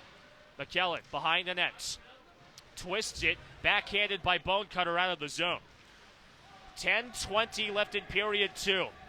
Illinois State and Indiana each with 2 on the board. Fitzgerald for Indiana, bangs the puck off the wall. He connects with Scharf, rolls underneath his stick.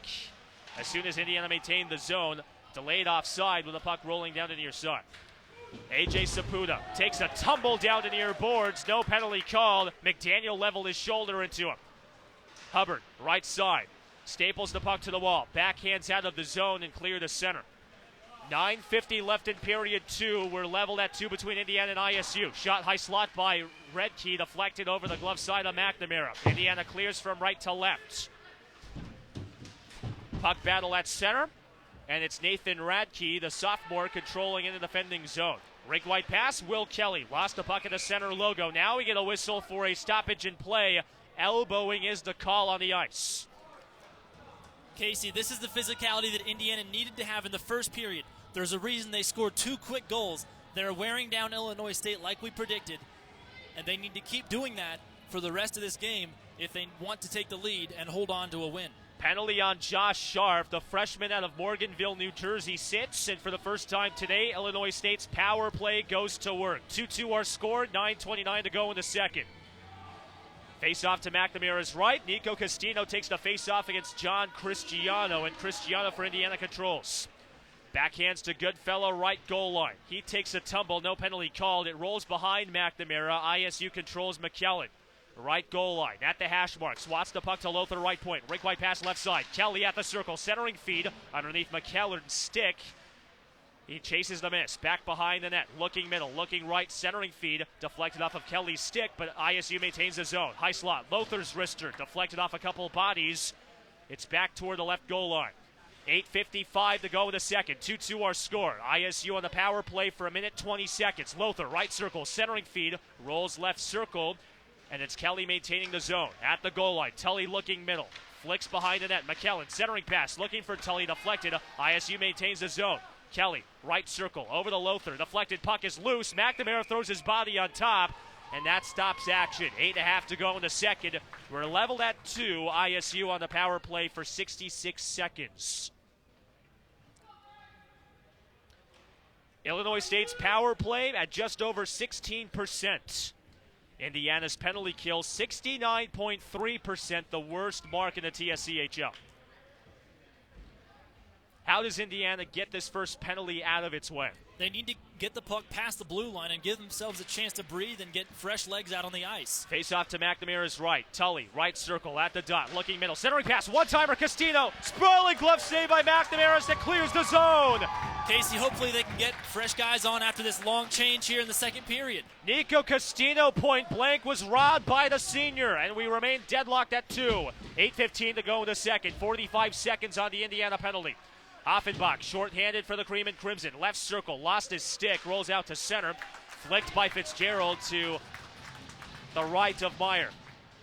8 minutes to go in the second. 30 seconds on the ISU penalty power play. We're level at 2.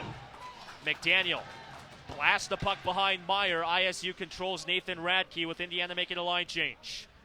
The Redbirds from left to right as you listen, their black sweaters, white and red lettering and trim. Indiana from right to left, their white sweaters, crimson lettering and trim.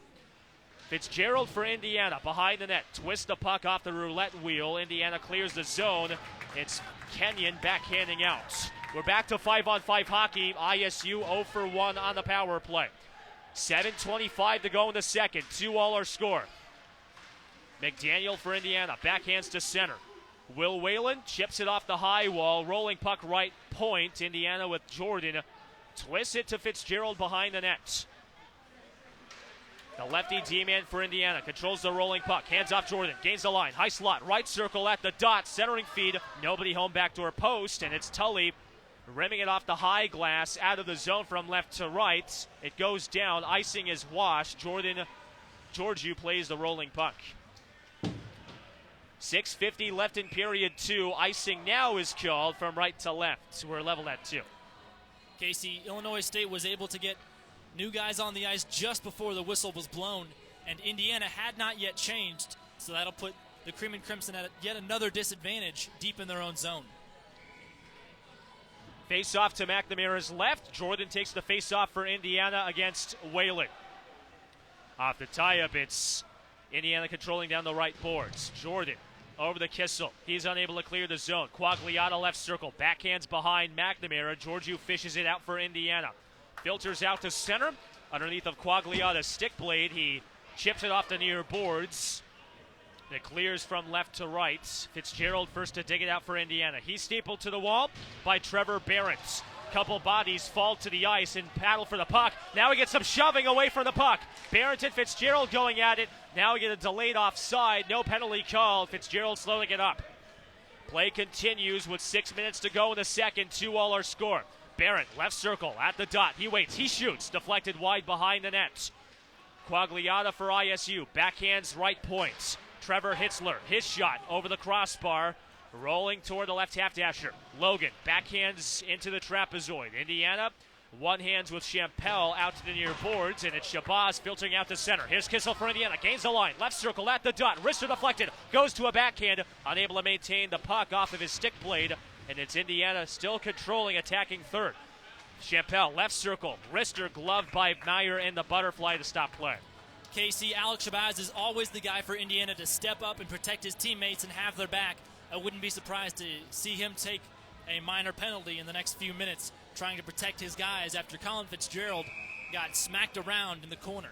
5.5 to go in the second. 2-all our score. Face off to Meyer's left. Chappell for Indiana takes the face-off against McKellen. Off the tie-up, it's the sophomore for ISU controlling. Blast it to Nico Castino, back to McKellen. Chip and chase left side in the attacking zone at the dot. Goes to a backhand at the goal line. Goes on goal. Stick check by Mcnamara, the butterfly, as it rolls out of the zone. Delayed offside. Saputo unable to maintain the third with Castino battling at the right circle. Quick over and back, stopped the flow of attack for Illinois State. And they had some momentum moving back into the zone. They had numbers as well, and that really killed off their chance at moving into McNamara's face. Face-off at neutral ice down the right boards. McKellen for ISU takes the face-off against Offenbach. Off the tie-up, McKellen controls. The all-time leader in goals against Indiana. The active leader in goals against Indiana. Down the right boards, works it left side. Castino levels a big hit down the far boards. That was on Offenbach. On Goodfellow. Puck behind the net. Centering pass, backdoor, looking middle. Lothar, he's got it high slot. His wrister deflected off of Krusch's stick, and it's batted by Saputo left point. And now we get a whistle and a hand pass to stop play. Casey, this is turning into what we watched on the way back from the Bowling Green State game, Rock'em Sock'em hockey. Don Cherry would be yelling right now with all the hits that are being laid along the boards. I think I was taking a nap while you were watching that. That's right. You were working on the post-game report. Let's just go with taking a nap. We'll say taking a nap. Face-off to McNamara's right. Offenbach takes the face-off for Indiana. Castino unable to push it forward. On a forecheck, ISU has it. Ronan, high slot. His wrist deflected. Puck is loose in the blue paint, and it rolls out left points. Kelly maintains the zone for ISU. Swats it to Ronan, left circle. At the points. Veering past Offenbach. Backhands off the high glass. It rims down behind the net. Patton for Indiana. Stretch pass looking for Cruz. Deflected. Offenbach twists it toward the point, but unable to clear the zone. 4:20 to go in the second. 2-2 our score between Indiana and Illinois State. The Redbirds. Indy attacking third. High slot Ronan. Right circle. Wrister gloved by McNamara, and that halts play. Casey, since the 2 goals by Indiana, this game has been relatively even in terms of the pace of play and the physicality. And Indiana has to keep this tempo up if they want to break the deadlock and grab the lead. And it looks like you've got a score update from the TSCHL in just a moment. Xavier trying to get some extra points in the league standings to move up against Louisville. Both teams looking for a bit of security before the TSCHL postseason begins. Face off to McNamara's left. Illinois State controls out to center. Will Kelly rims it behind the senior netminder. 4 minutes to go in the second. We're level at 2. Kelly, right circle at the dot. His shot deflected. Rolling puck right circle. Backhanded by Castino. Puck is loose, and McNamara throws his body on top after the puck was whistled, and no goal is called. Puck battle behind the net. McNamara had thrown his body on top of the puck. Castino had tried to claim that the puck had crossed the goal line, but to no avail. It looked like it was under McNamara's mitt the entire time. I'm not sure why they got so rowdy. That's the second time today Illinois State has felt like they were robbed of a goal. So it could have easily been 4-2 ISU. It remains 2 even. 3:48 to go in the second. Face off to McNamara's left. McKellen takes the draw against Jordan. The 2 active leaders in goals against their respective sides. Jordan, the senior captain, pushes the puck toward McDaniel, but ISU unable to maintain the zone right point. Here's Indiana with Kenyon. Indy attacking third. Backhander deflected, and Meyer throws his glove on top to stop play with an Indiana face-off in the attacking zone upcoming. 2-2 our score, 3:38 to go in this middle frame. Casey, you and I were remarking during the pregame show about the retro music being played. Looks like they've got the Spotify mix on shuffle this evening. I think that's a good way to explain that as well. That's good 2010s. Jordan off the tie-up, left circle at the dot. Works it to the goal line. Backhands to McDaniel, right point. Deflected, puck loose behind the goal.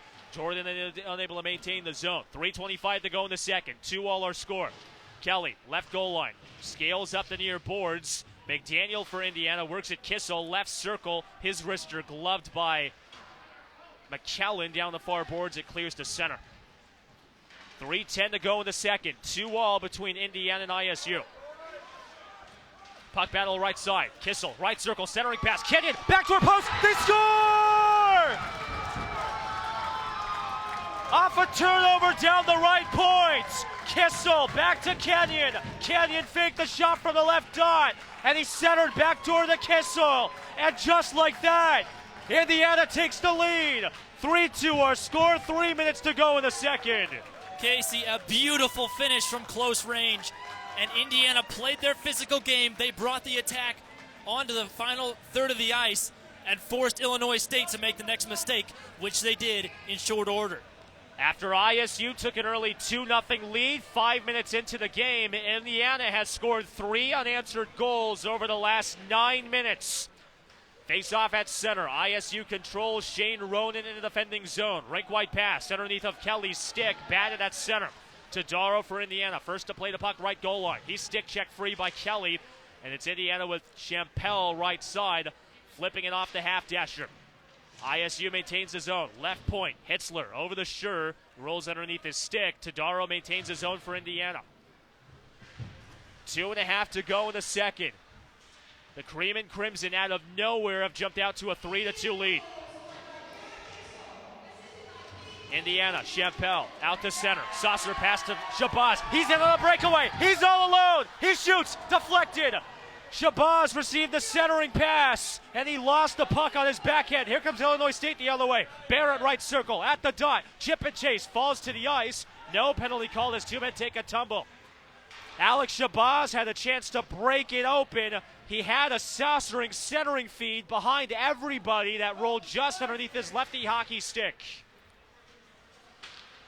Indiana with Krush out to center. Ambles past the red line, gains his own right side at the dot. Stick check by Ronan, backhanded right point, kept in by Goodfellow for Indiana. Scaling below the half wall. At the hash mark, top of the circles. Looking to feed Null at the point. Puck battle controlled by Champel. Straight away, center point, back behind the net. Backhand shot deflected off of Meyer's chest. It rolls left goal line. 1:25 to go in the second. Indiana leads 3-2. Patton left point, slap pass deflected. Null right circle, his wrister rolls back behind Cage. ISU with Radke. Whips it out to the straightaway center point. And it's Radke out to center. Gains the line, right circle. At the dot, driving below the goal line, centering pass deflected, puck loose, and McNamara puts his glove on the puck to stop play. 65 seconds to go in the second. 3-2, Indiana leads Illinois State. Casey, the energy in this almost capacity crowd at the Frank are electric. They have gotten themselves on their feet, and Indiana on the ice is feeding off of that energy. One of the best home environments in the TSCHL coming to life on senior weekend. Face off to McNamara's left. Radke, his wrister wide. Here comes Indiana from right to left. Cristiano, right circle at the dot. Wrister deflected off of Krush's stick, left circle. 55 seconds to go in the second. Goodfellow, right circle, his wrister deflected. Krush almost tapped it in, backdoor post, but it stays 3-2 Indiana. 45 seconds to go in the second. Here comes ISU. Ronan, centering pass, in all alone. Logan shot, point blank glove save McNamara. Logan was wide open in the slot, and Cameron McNamara, in his final start at Frank Southern Ice Arena, makes a point blank glove save to keep Indiana up by 1 with 38 seconds to go in the second. Well, Casey, we talked about it in the first period. McNamara had to get himself a deep breath and get back into the correct mind to play as a goalie. And he has more than made up for those 2 goals with the saves here in the second. Face off to McNamara's right. Illinois State controls. Trevor Schur, left circle, hands off Kelly at the hash marks. His wrister deflected. Puck is loose. McNamara throws his body on top of the puck, goes sprawling in the blue paint, and that stops play with half a minute to go in the second. It stays 3-2 Indiana. This game's getting a little chippy, Casey, and somebody's being held back by an official. Connor Tully is being held back by Jared Bukta, the linesman. This could get out of hand with how this series has gone the last 2 seasons. Indiana's designated tough guy, Alex Shabazz, is not on the ice, but he is on the bench with half a leg over the boards. Face-off to McNamara's left. Jordan takes the face-off against McKellen. 30 seconds to go in the second. Indiana leads 3-2.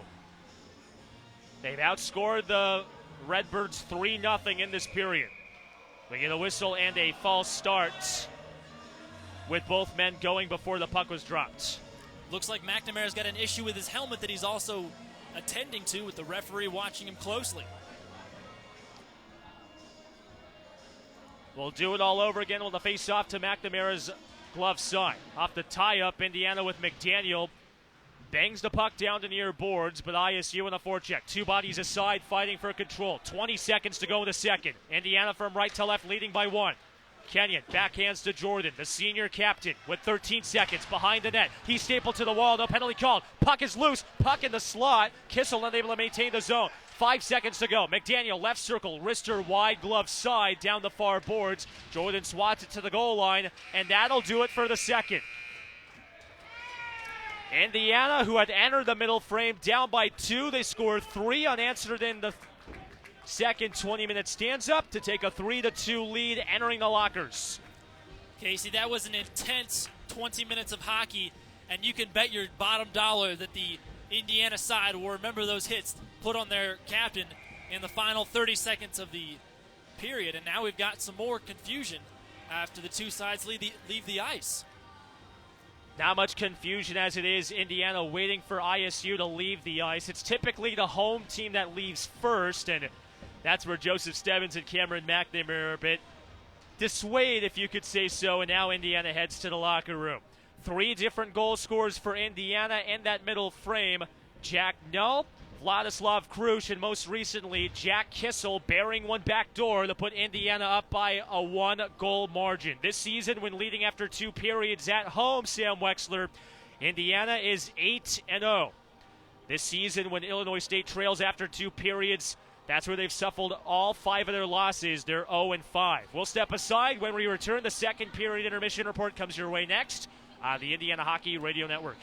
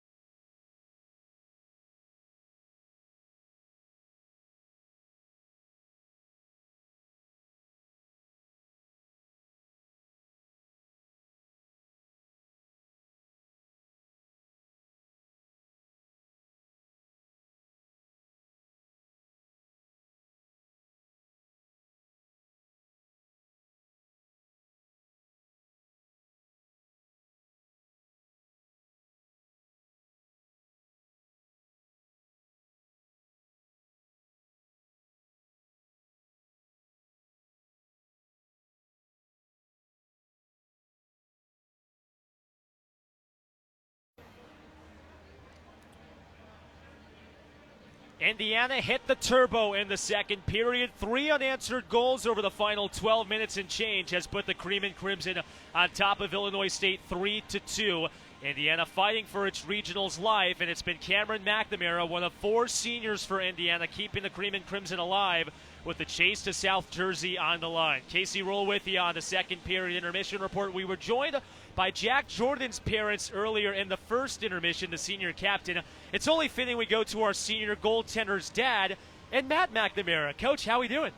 Good. Been great to see this turnaround in the second period, for sure.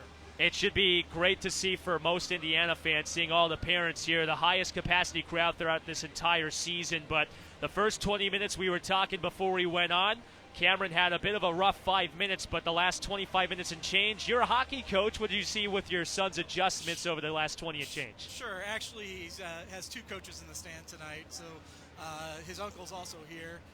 And in between periods, we got a little bit of texting back and forth with Cameron and made some adjustments to his game. And, he's got a hot glove going tonight. What were some of the adjustments that you guys were texting about? Well, he's got to control the game, and that's what we've talked about since he was a mite all the way, till now, is control the game. He as a goalie, you can set the tempo for your game, and by always managing where that puck is, getting the face-offs and letting your team take a break. That's what you got to do, and he did that. Cameron McNamara's father, Matt McNamara, joining us on the second period intermission report. Coach, there's a lot on the line for Indiana this weekend. A trip to regionals on the line. If the Cream and Crimson were to sweep Illinois State, their chances would be that much better. But taking a look at the weekend in general, with it being Parents Weekend, this isn't your first time here at the Frank watching Cameron play, but what are some of the emotions that you've got going throughout your body, seeing that this is the last time you'll be able to watch your son play here? Sure. One of the things we talked about, Cam and I, is that the Frank offers a lot of benefits here, and as you saw in 2 of those 3 goals in the second period, they played the Frank really well. And emotionally, it's tough to see this many years and that, but there's still a lot of hockey ahead for Indiana this year, I feel, and got to take it care of tonight and then move on to tomorrow. This senior class has been among some of the players who had been on a lot of bad Indiana teams. Last year was 1 spot shy of making regionals for the first time since 2009. This year in the exact same spot.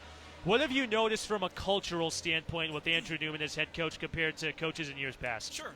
The first 2 years for Cam and Joseph Stebbins and Stephen Gazer also came on that second year. They faced a lot of shots, and not a whole lot of team play, a lot of individual play. And one of the things that also I've seen, and I think you witnessed in the second period again, talking about that period, is when the team plays and the passing is crisp and the passing is on, this team can compete with anybody.